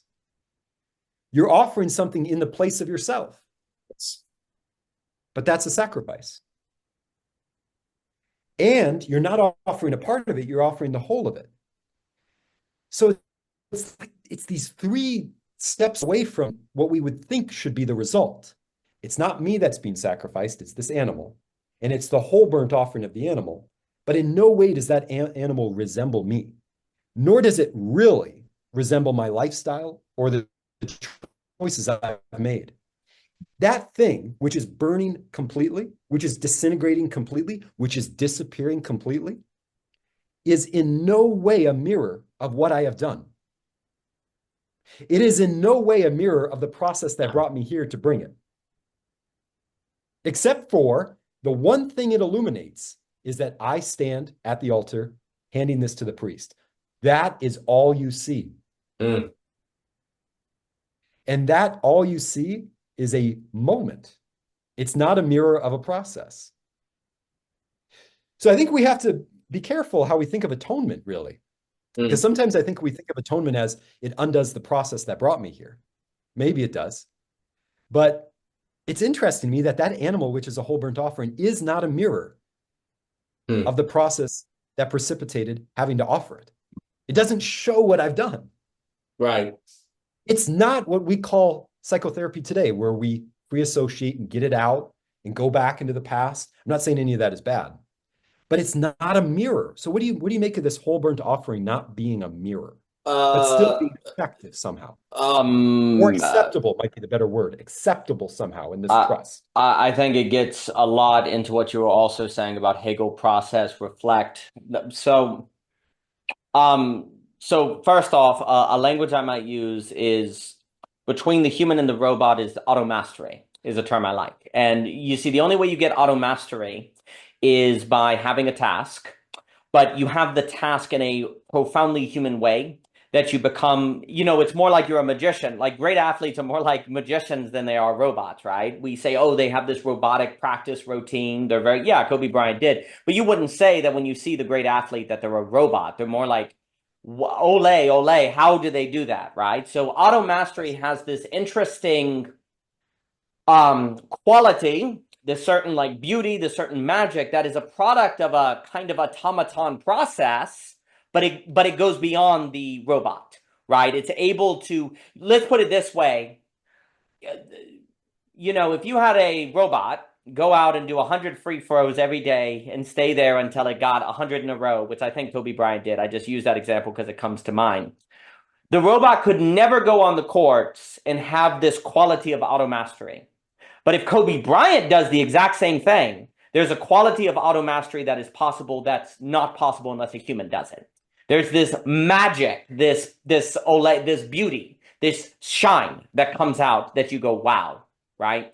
And I think there's something about trust connected to the belief and a commitment to the possibility of auto mastery, a belief to the commitment of the auto mastery coming forth.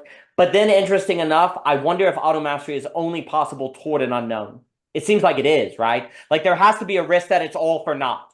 Like if it's possible Kobe Bryant does all that and it's all for naught. William Faulkner does, it's all for the Saints, it's all for naught, right? And yet, because of that risk, which is tied to the unknown, this unique quality of auto mastery comes out. That is this between the human and the robot. And that's where business trust, like you're saying, is very interesting to me, where you have a task, because I think it is, you brought it out, it is so important that Adam has a kind of work in the garden. It's just not toil. A distinction I sometimes make is the difference between work and toil, right? Toil is after the fall. Work is actually in the garden. So that's interesting because it would suggest there's something about work that paradise needs. And then I think that is also tied to this fascinating idea of God watching and observing, right? Like I think there's something about trust with that because it's almost like God is watching from a joy. It's like a joy of watching. It's not really trust. It's more like, wow. And he's given Adam this capacity to bring him joy, to bring him like something to what? Like he's observing Adam. He's genuinely watching. And I think there is something about trust, like what actually trust is in that. We want to genuinely see people do that of which brings us joy. We want to see, like genuinely see something. But Matthew, please. Just a quick reinforcement of what you said of the joy, because I was looking for the word earlier. I knew it wasn't trust per se, because God is omniscient, but that joy, which ties in with giving and gift and love. Thank you for bringing that out. There's a continuity between that and the parable Jesus chose of the prodigal son. Notice these two moments. When the prodigal returns, it says his father, what does it say?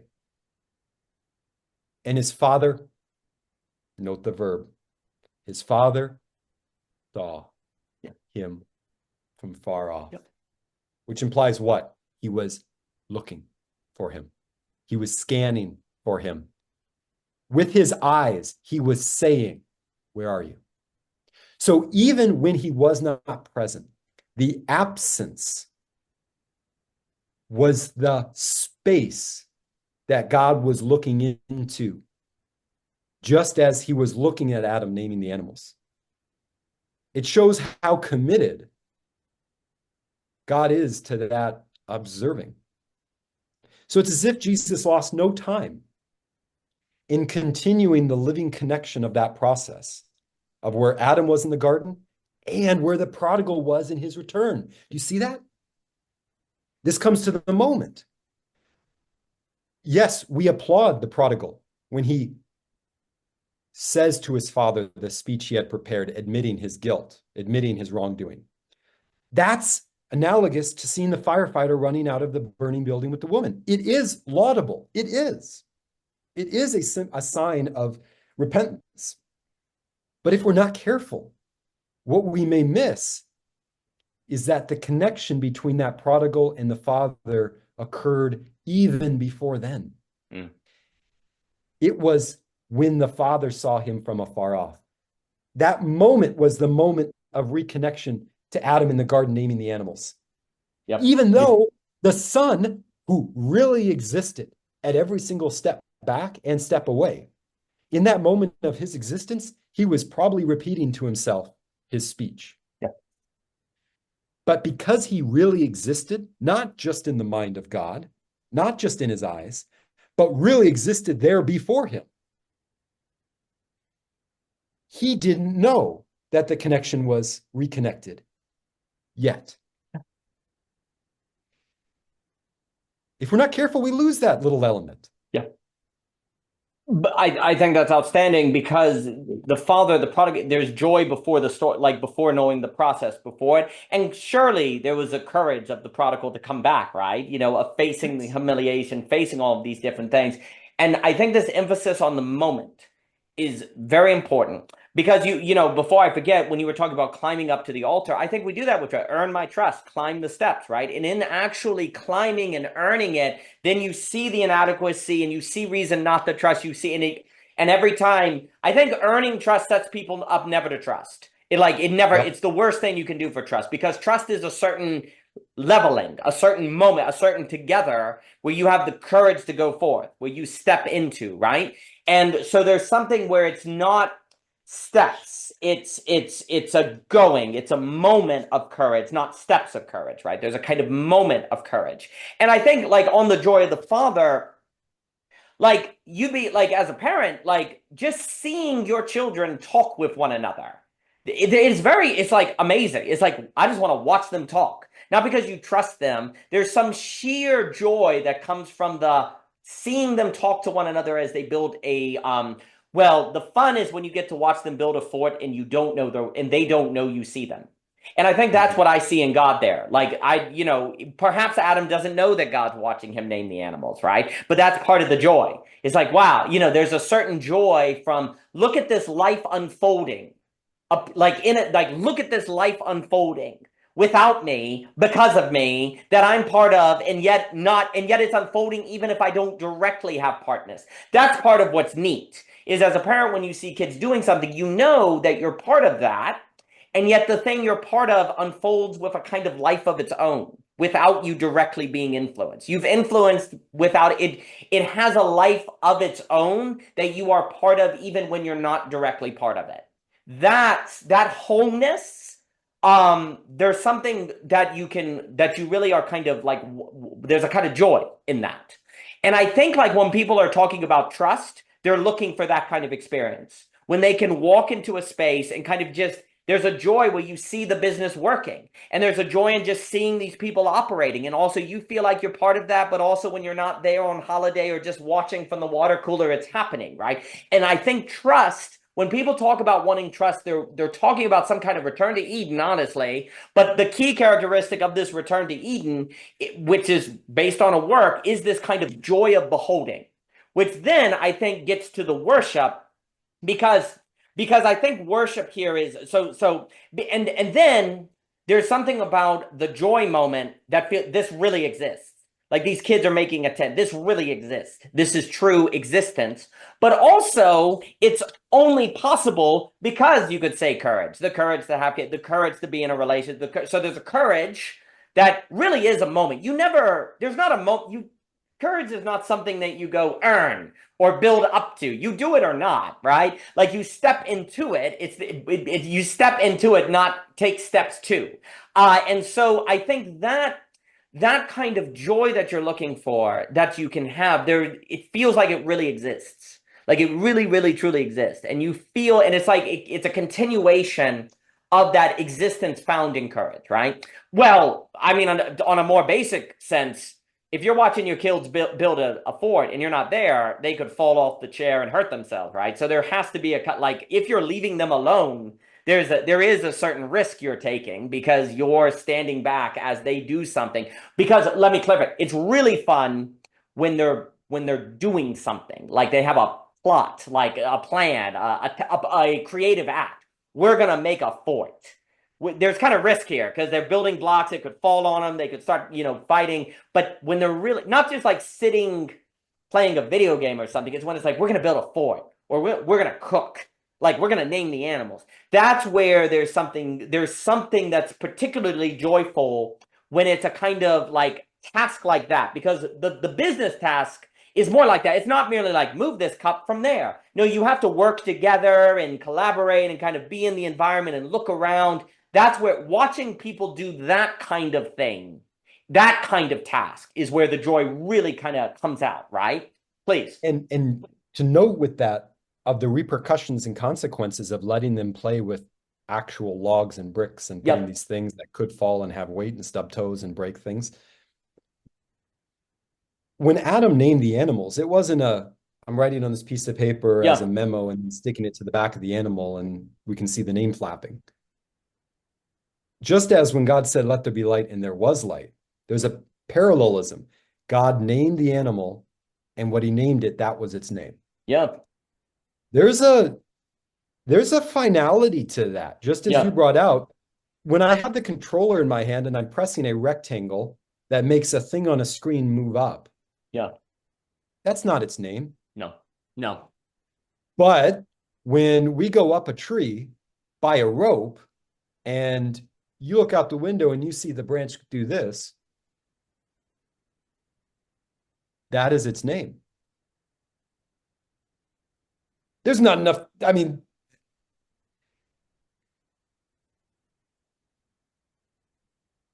yeah, I guess we have to live with it. That's its name now. Yeah. The second son, who in his choice, we see the same but different principle playing out in these narratives. Everyone's unique. Everyone has a person. But everyone's different, but they come to the same forks in the road. Or if they come to different forks in the road, they're all the same person because equally everyone is made in the image of God. However you want to frame it. That second brother who was in the field, just as the other brother was a way off and the father saw him, here's a little detail. When he won't come in, the father says to him, son, you are always with me. What I imagine is, someone might say, did he care about the other son because he was so struck over his other son being gone? We understand peripheral view. You could imagine him looking out, maybe today. But never, as a father, do you forget that to the corner of your eye or behind you, there is your son. You have this feeling of where your kids are, even if they're not directly in front of your face. So one cannot say that the father had forgotten the son who was in the field, because he says, you are always with me, which may not be the same words. They're different words, but they still rhyme with, and God observed Adam to see what he would name them. There are different ways of observing. It's not always straight eye-to-eye contact. Knowing that his son is near is similar to observing him, being in his covenant, being in his arms, being within his embrace. But the fact that he wasn't willing to call his brother alive, that son of yours, he's not my brother, because my brother's dead. Yeah. Your son returned, my brother did not return. So that first brother, in his courage, overcame death in the embrace of his father, and it was easy to go into the house then. This is the thing. When we show courage, the flip becomes an entrance into the house. Yeah. Which is a deepening of the inward. And it lets the outward become less and less of a threat. Not altogether a neutral threat, but it shows us how wonderful the house is. But we don't get to go in without courage, it seems. Yes. Even though he was seen from a distance and they were reconnected, just like Adam in the garden, he didn't know that Yeah. because he had to finish courage. Yeah. He had to see it through.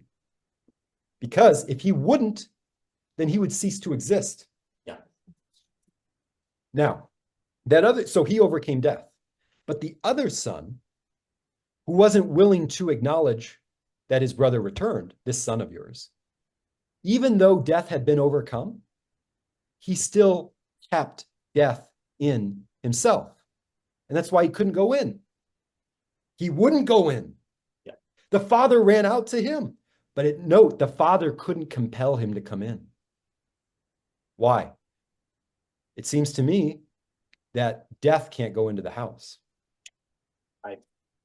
And the brother wouldn't let death out of himself because he kept saying, that son of yours.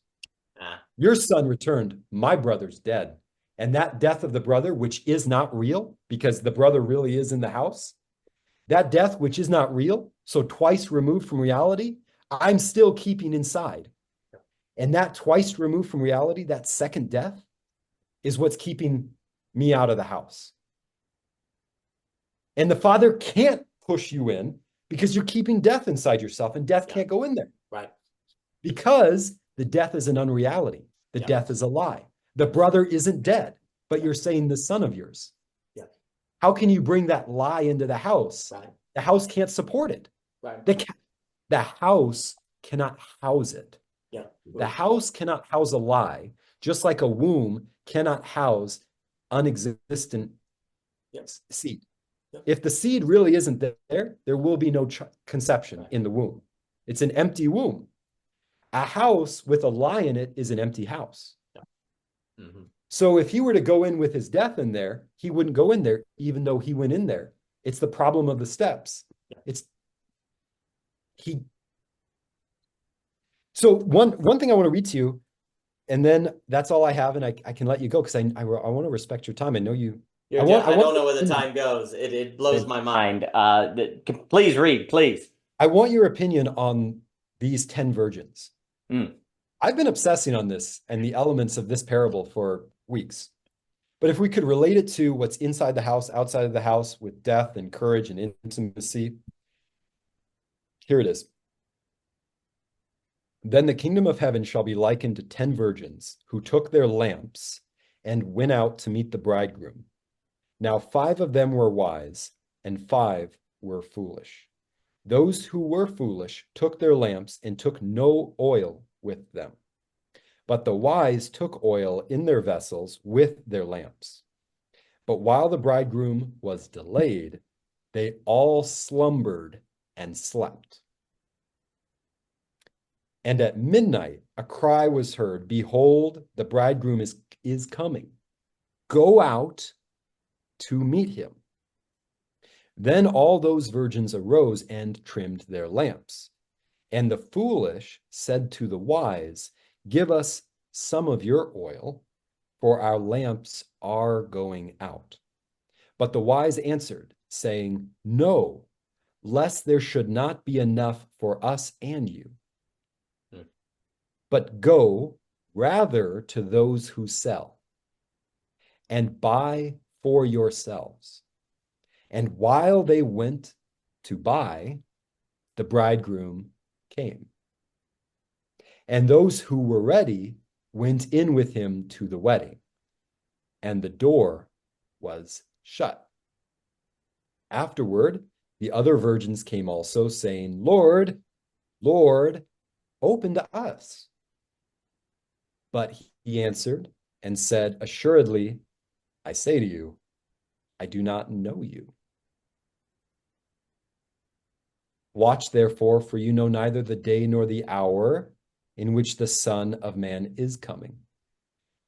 What I want to ask is, one, why are we told before they did anything in the parable that 5 were wise and 5 were foolish? Why was that set up beforehand? If it was set up beforehand, why are we given their actions? And really, what's so wrong with going and buying oil? And why is it not the case? This is my third question.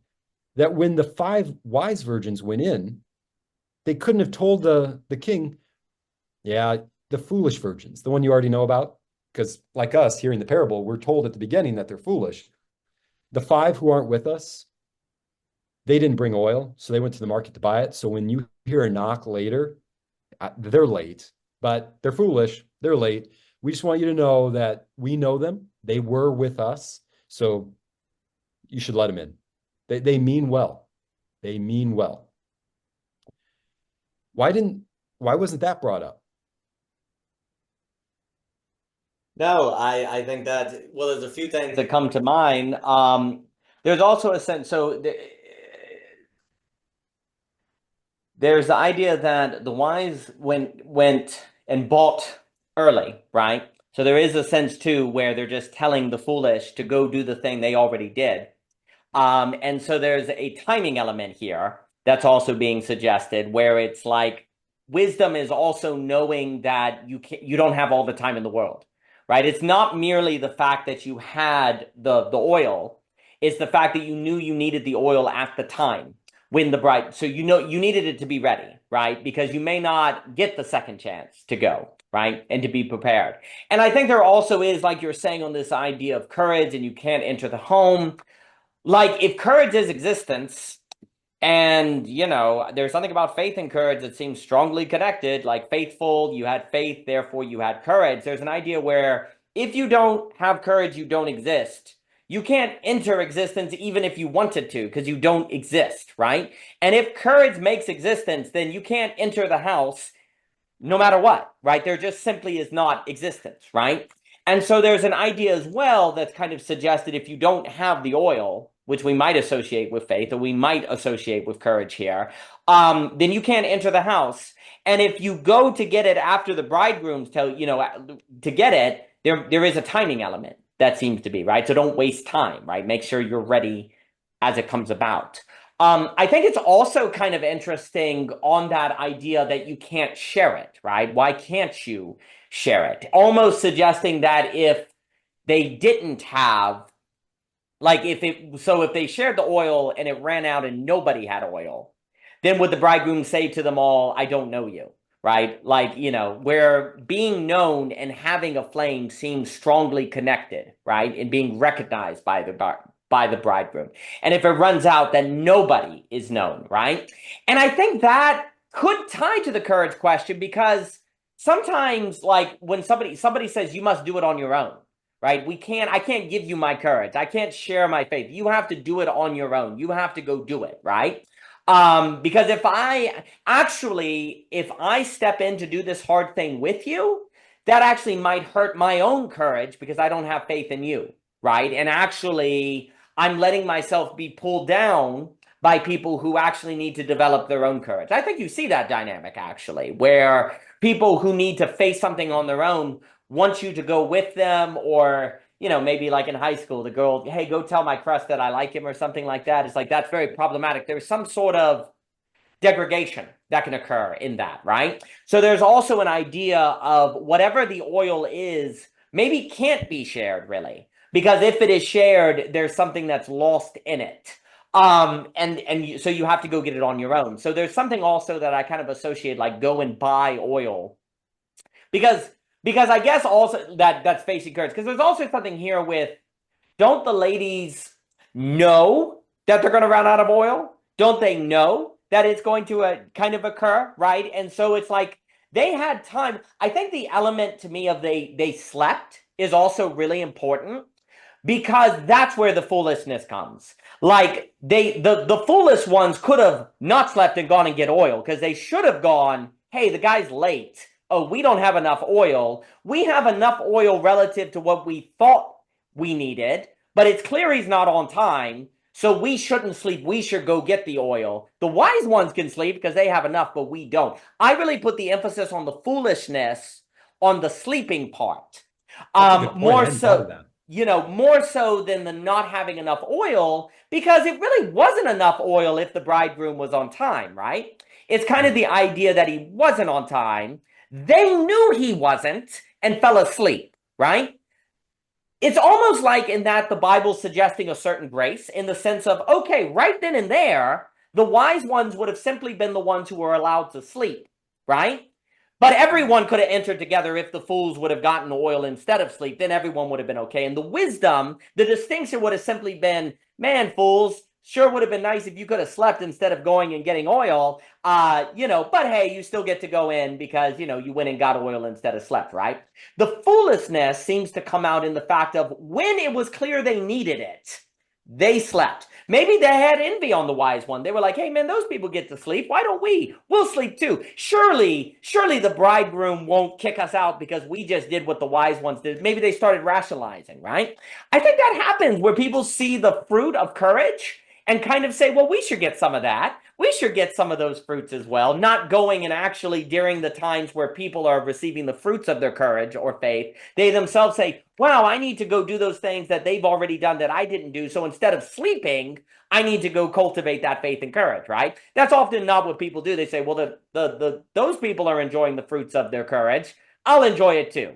Because I associate the ability to sleep with the fruits, right? Like I got early oil, therefore I can sleep. Great, not a problem. Because it's interesting, it's not like the punishment was sleeping. There are other times where sleeping is the punishment. Like, what do you mean you fell asleep? What were you doing? In this parable, it's always been interesting to me that the sleeping is not necessarily the problem, right? Mm-hmm. It's the fact that the fools slept, which was like their last chance.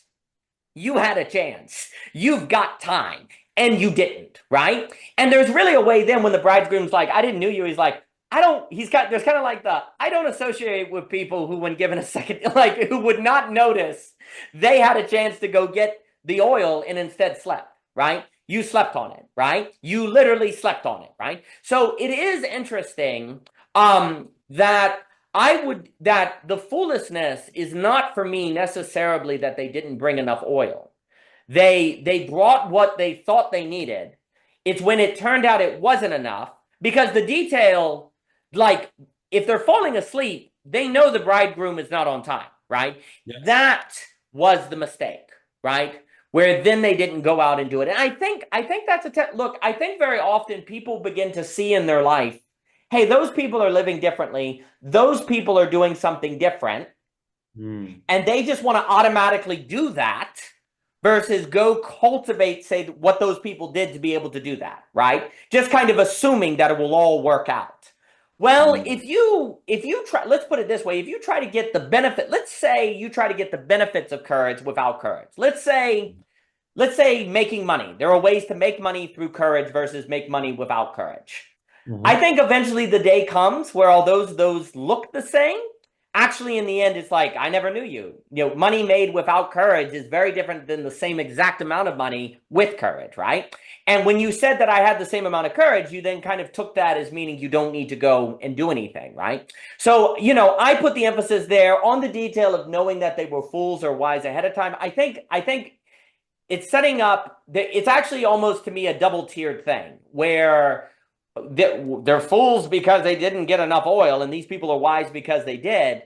But that's not the same foolishness as failing to go get more oil instead of sleep, right? There's a starting foolishness, and then there's a confirmed foolishness, right? And I actually do think that's how it works with Christ. I think that's how God works. There's that was foolish to start, but then it's not over, because there's really also almost to me, I think we can quickly read the bridegroom being late as kind of like, oh, the bridegroom's not really together, right? Like, oh, he's late. But what if it's actually a grace? Like the bridegroom's like, not everyone may have enough oil, actually, and I'm going to test them, but actually I'm going to give them time to go get the oil, right? I'm going to give them time because theoretically, if the bridegroom showed up and the fools went and got oil, just like the wise, they'd all be wise, right? Everyone would be equal. It would be as if the fools were never fools, right? And so there's a way in which you can go, oh, the bridegroom is being kind of like a fool, really not together. But actually, there's a kind of grace in that. The problem is that the fools took that grace and slept on it. They slept on it, right? Which should have only been afforded to the wise ones. It's okay for the wise ones to sleep on it because they're ready, but it was not okay for the fools. So there's a kind of second chance that's actually in there. where the bridegroom doesn't, you can read it as just saying, oh, the bridegroom was trying to, it's an interesting parable because it doesn't, you can say the bridegroom being late was for the sake of telling the difference between the fools and the wise, right? The bridegroom was late to separate the wheat from the chaff, right? But this is where, for me, the sleep detail is so interesting because actually it may not just be to separate it. It could also to be afford a grace to the fools to go and get like oil, right? Because if you were not like it's a separating mechanism that also has a grace that's part of it, right? And that is what's very interesting. And I think that is, I think there is something where the separating mechanisms also often bring with them an opportunity. But we just tend to sleep on it. And you could also argue that it's likely we'll sleep on it if we made a mistake the first time, but not necessarily, right? There is the chance, which I think the prodigal son would be an example of actually then going and getting more oil. Those are some thoughts that come to mind. Some other thing, because I don't know where the time goes, and if I didn't have so much paperwork that I need to do, but before I forget, I think so. I think also, like you made this very important point on if you run into the house thinking, oh, I truly exist, I exist, therefore I truly think, and you get this kind of problem going on. I think this is really where I talk a lot and think a lot about self-forgetfulness, which is inevitably tied to things like worship and joy. Because I think it's connected to this question of what you were saying about the altar. If I go to the altar and I reflect on a mirror, then I reflect on what brought me to the altar, and I truly exist because I'm at the altar and I'm like the guy running into the house, right? So the whole thing kind of has to burn up, which then makes it a moment, right? A moment has a way of self-forgetfulness. The firefighter, you truly exist when you're not thinking about truly existing.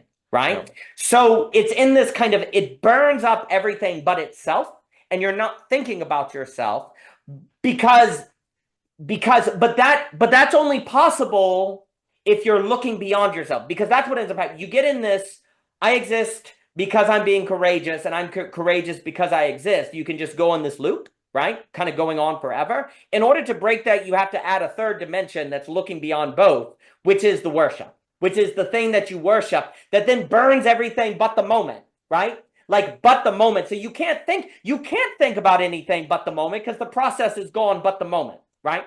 So the reflection then does not become for its own sake encourage or courage for the reflection, because it's all taken in the saving of the girl, the joy, and I think something similar happens in joy. You forget yourself. God, there's a kind of forgetfulness, you're finding joy in something that is a product of courage, that finds true existence, and in the sight of Adam naming the animals, in the sight of the sun running back, in the sight of the kids building the fort, you simply forget about the relationship between courage and existence. You enjoy it. You enjoy the relationship. And I think I think what ends up happening is when you have joy, when you have this observing something beyond yourself, the relationship between courage and existence becomes one you enjoy, not one you think about. Because when you think about it, then it's kind of perverse, like you were saying, right? But instead you enjoy it. But the funny thing is you enjoy it in the pure existence. You truly enjoy what you don't think about. Like if you have to think about something to enjoy it, it kind of loses it, right? It becomes very mechanical. Like I'm thinking myself into enjoying it. No, it's in the moment of the sight. Right? So courage is a moment.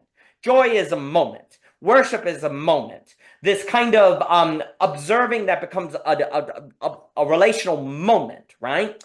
That possibility of the moment seems to be what trust is seeking and about. It's trusting in the possibility of being in the moment with the other, of the moment even existing, of the moment being something that we can actually find a certain enjoyment in. And I think when people talk about, because when I was talking about the thing that was coming to mind as you were talking about like families or like trust, like when people say trust is gone, there's this idea that what you see in the family, like a lot of people will be like, there's a mask, there's a facade, right? Like you come, like it looks like everyone is happy and they're doing their job, but really there's something under the surface that's gone, right? And so there's a feeling then where trust is gone because I can't believe in what I see. Like, I can't believe in what I see, right? I'm seeing everyone happy at the Thanksgiving dinner, but actually I know that there are dynamics where the uncles hate each other, right? So a lot of times where people say they don't trust means I don't trust my eyes, right? I don't really trust what I'm seeing, right? So there are trust issues. This is very interesting because trust is then located in the break between the loss of trust is located between the break between the appearance and the actuality, right? What's happening in the moment, though? The appearance and the actual is gone. Like they're together. What appears is what is. You know, for Hegel, essence is the appearance. What has actual substance is what appears. It's not that the appearance is blocking you from the thing. The thing that really is appears, right? And so what happens in courage is an appearance that is itself. There's a true existence, and that observance of God is like when Adam is naming the animals, when the prodigal is coming back, it's like, this is. This is there, right? And so you trust it, because trust is broke when the appearance and the actual separate. Trust is there when the appearance and when the actual appears. So trust is lost when the appearance breaks with actuality, because you know that people are just wearing a mask, whereas trust is there when what appears is actual, when the actual appears. But when does the actual appear? Courage. And the courage is primary. And there really is no guarantees. Because I experience, like, you literally have to, like, not let yourself think about the courage. Like, there's this real keeping yourself in it, not thinking about the dynamics, not letting yourself fall into self-forgetfulness. And you really might. You really might lose it. You really might lose the joy. You really might enter. If you're watching the kids, you might stumble, make a noise, and then they all look up and you've destroyed the moment, right? Like, there really is a kind of risk there that's going on, right? You know, maybe the lion falls on Adam or something. But there's really a kind of risk. And I think when we talk about trust coming back, it's when we feel like that what appears is actual. When our teammates are on the team, they're actual. When they appear at the water cooler, they're actual. When I'm able to make appear to my boss how I'm feeling, he treats it as real and not something I should just quote unquote get over, right? Mm-hmm. And it seems to me, and then alas, I don't know where the time goes. I love speaking with you. It's just magnificent. I really appreciate it. It's a true joy. It's the courage is primary. The courage is primary. And if that's the case, then I guess the heuristic here is that when you're in these ambiguous moments of life, the question to ask, what is the courageous thing?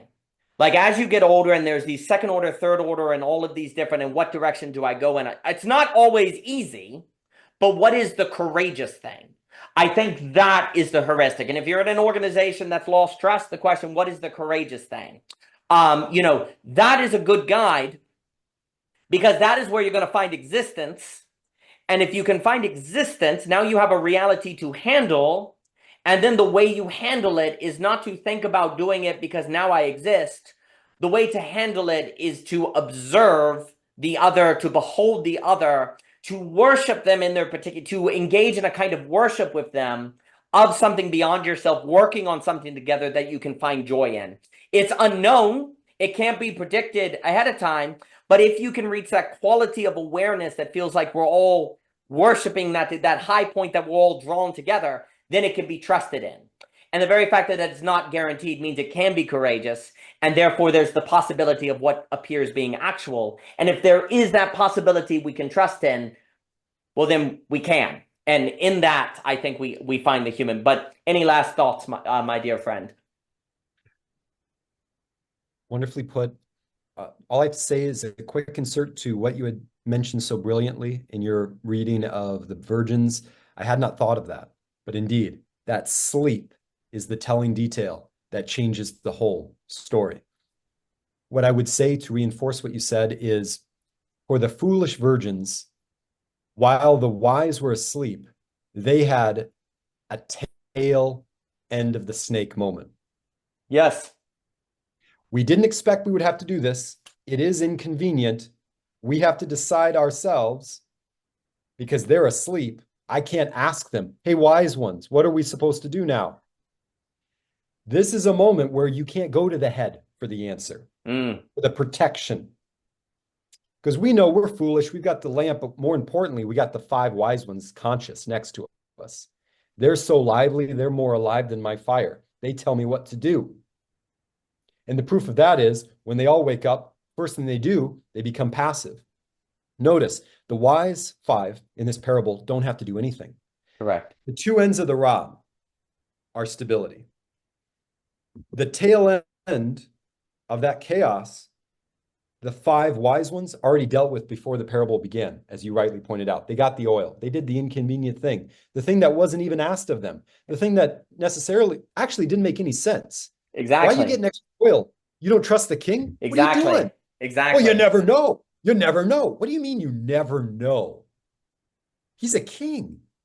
Well, you never know is kind of like saying you lose your mind if you grab the end of the tail. You're losing your mind. You never know. That's absurd. It just so happens they were right, but that doesn't even matter to your point. What really matters is they got their tail end of the stick before the parable.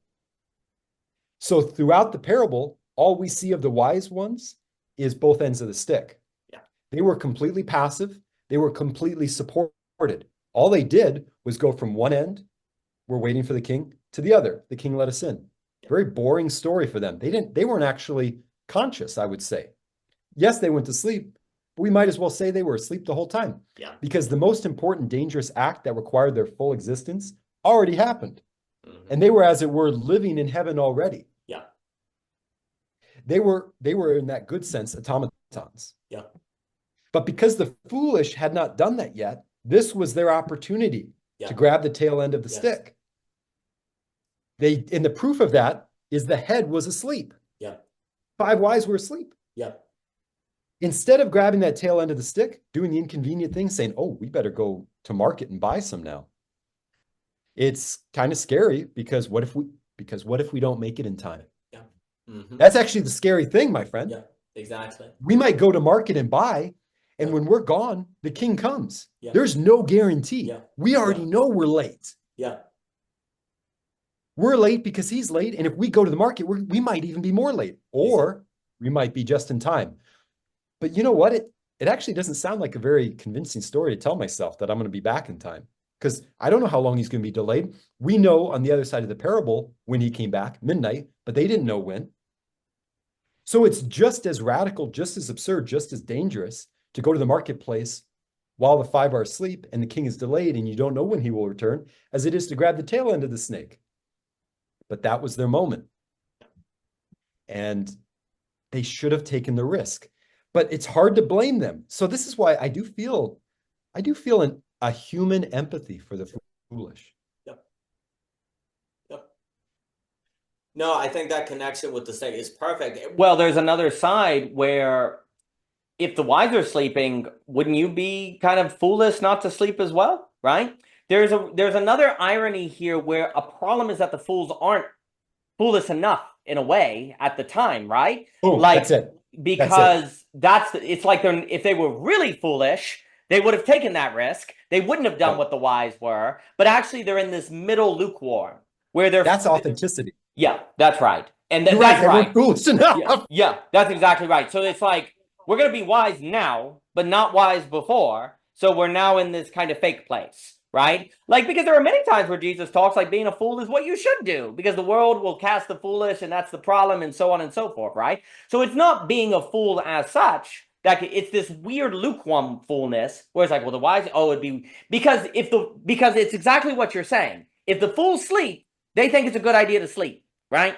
Or, you know, I think you can have this idea of, well, they just kind of drift off. That's the image. Well, not necessarily at all. I mean, like, there's kind of this idea of, the wise are sleeping, so yeah, and we better sleep too because we want to be here when the guy gets here. That's the wise thing to do. The problem is the fools are kind of wise. You don't want to go off somewhere when the bridegroom comes. If the fools would have been foolish, that would have been wise. But unfortunately, they were not foolish enough. And so that's, I think, the great kind of irony that's going on there. Like the wise... There's a sense of trusting yourself at that moment. Yes, that's right. Moses trusted God when there was no good reason to grab the tail end. Right. The fool should have trusted themselves. Hey, our life has worked for us up to this point. Let's Yep. just go do it. Let's go I'm do sure it. we're fine. Yeah. In other words, just be who they've been up to Be this who point. you, yeah, exactly. Just be who you are. That's That's right. a form of trust. Yes. What's It's not as very, good, quote unquote, as the wise, but we're not. The problem is if a person only lives off a wise man's wisdom, he's never himself, yeah, which means he's never practiced trust a day in his life. He's lived off the bones of a wise man's book. yeah, yeah. Well, I think the detail of that parable that is so interesting, and you've brought it out, is that the wise people are kind of boring. They're kind of automatic, and they're just there, and they're like, hey, and then they go in, right? Like, I can't help in that particular narrative because it always gets me in that parable because there are other times where Jesus is all in for the fools, right? Like he loves the fool. When the bridegroom's like, I never heard you, I think we hear a kind of anger, but there might be a sadness. I wish I would have known you, but you weren't foolish enough, right? And I gotta just deal with these wise people. Like it's not like it's like the same. It's that question in Christianity of like, oh well, if you're just it's the older brother. I would not under associate the wise with the older brother, but just not an older brother, but an older brother in the sense they stayed, they did what they were supposed to do, and then they went in. Right? Doesn't make the mistake of disowning the younger brother, but it's a kind of like you did what you're supposed to do and you go in, great, no problem. But there's a certain like the fool, there's this, there's joy. Well, there is something interesting about parenting too, because it's when the kids who's really bad at something, like when they have their opportunity to do that thing they're bad at well, because every kid has things they're bad at and good at and different things. That's when you're like, dang it. Like that's a real opportunity there. When a kid who's an excellent at something just does the excellent thing, you're like, great, come on in. You don't punish them, you're not mad, and you reward them just as much. But there's a certain like, ah, the underdog kind of thing, right? And I don't always hear in that parable the bridegroom. It's almost like because it's interesting language, right? I never knew you, right? Oh, yeah. Right. There's It has a something tone like to it. It has a it has a tone. tone to it. It's not necessarily like go to bass out into the outer dark. There's like I wanted to have intimacy with you. I wanted to know you. Like I never knew you. Isn't that sad? Like new is such a yeah, and the language is the link. Obviously that could occur, but the language there is not rage. You could take it that way, but there's more of a I never knew you. Because new is a love language, right? And Yes. and we're Yes. constantly told virgin, right? So there's a love language here. There's a romance here, and it's kind of a like I wish I would have, I wish I could have, I wish I would have, but Oh, you didn't, right? You were not foolish enough, right? You were not foolish enough, and I think the tragedy of that, um, because there is something special when the fool is foolish enough to be saved. yep. When the fool is not foolish enough to be saved, then that's really unfortunate. But when the fool is foolish enough to be saved, there's something like I knew you, wow. Well And said, my so friend. there's a certain tragedy in that I take, but all of that is a matter of courage. And I definitely think, I guess I'd say this, I definitely think when people say they want trust, they mainly mean something like I want a certain environment.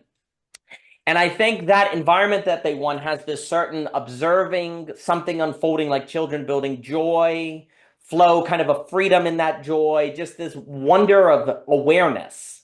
Because that's why I was bringing that, because you said at the beginning there's something about the awareness that seems primary, not the result. Well, the parent watching the child build the Jesus God in the garden, the awareness is primary. It's not really the result of what I don't think God was primarily like, what name is he going to go with, right? The results. It's not like that's why I'm watching. It's the process, it is the moment, the happening itself and the courage that entails because it has a finality to it. It's like, wow, what's going to happen here? Um, so there's something about that environment, but one of the keys to the trust is precisely the wow, we're all imperfect. Wow, we've all been fools. We've all done bad things. But we're actually, yeah, we're all fools, but we're foolish enough to trust in one another. Now we're saved. Because that's what I think happens in trust. Trust is found when fools are foolish, even more foolish. Thus they can have beauty. Thus they can have trust. There's like, we are imperfect. We've messed up. But actually, yeah, but we're going to trust each other. We're going to do something foolish. We all know we're imperfect. We all know we've done mistakes. But you know what? We're going to actually do something more. We're going to trust. We're going to be here for one another. Yes. Why would you do that? You're going into the foolishness all the way, and therefore it is courage, and therefore you can be saved, per se, and thus you can create that environment, right? Because isn't there a certain foolishness in God making reality? Like, what does he need it for? There's a certain excess in it, right? There's a certain foolishness in it, right? But he goes all the way by dying on the cross. He's like, not only am I going to do something kind of foolish of God, which is to create something you doesn't need, doesn't really make any sense, I'm then going to die for it. Oh, that's why we trust in him, right? There's a kind of double foolishness there that actually changes the whole scope. And there's something I think about the powerful moments of trust where and also when we've experienced one another fail, when we've experienced one another make mistakes, when you've experienced the kids try to build a fort that falls on them, right? This is where the joy can be found, right? In that very foolishness, when the fools do something even more foolish, which is trust in one another, then you can observe joy. Then you can have this feeling of courage. Then you can have this feeling of choosing to do something that is not reducible to a result because it is the being present in the awareness of one another in that foolishness. I think that is what people Amen. are looking for when they talk about trust. But Matthew, Well I said. love speaking with you. It's a complete delight. I don't know where the time goes. Thank you so much, sir. Have a good night. Have a good night, my friend. We'll do it again soon. All the best.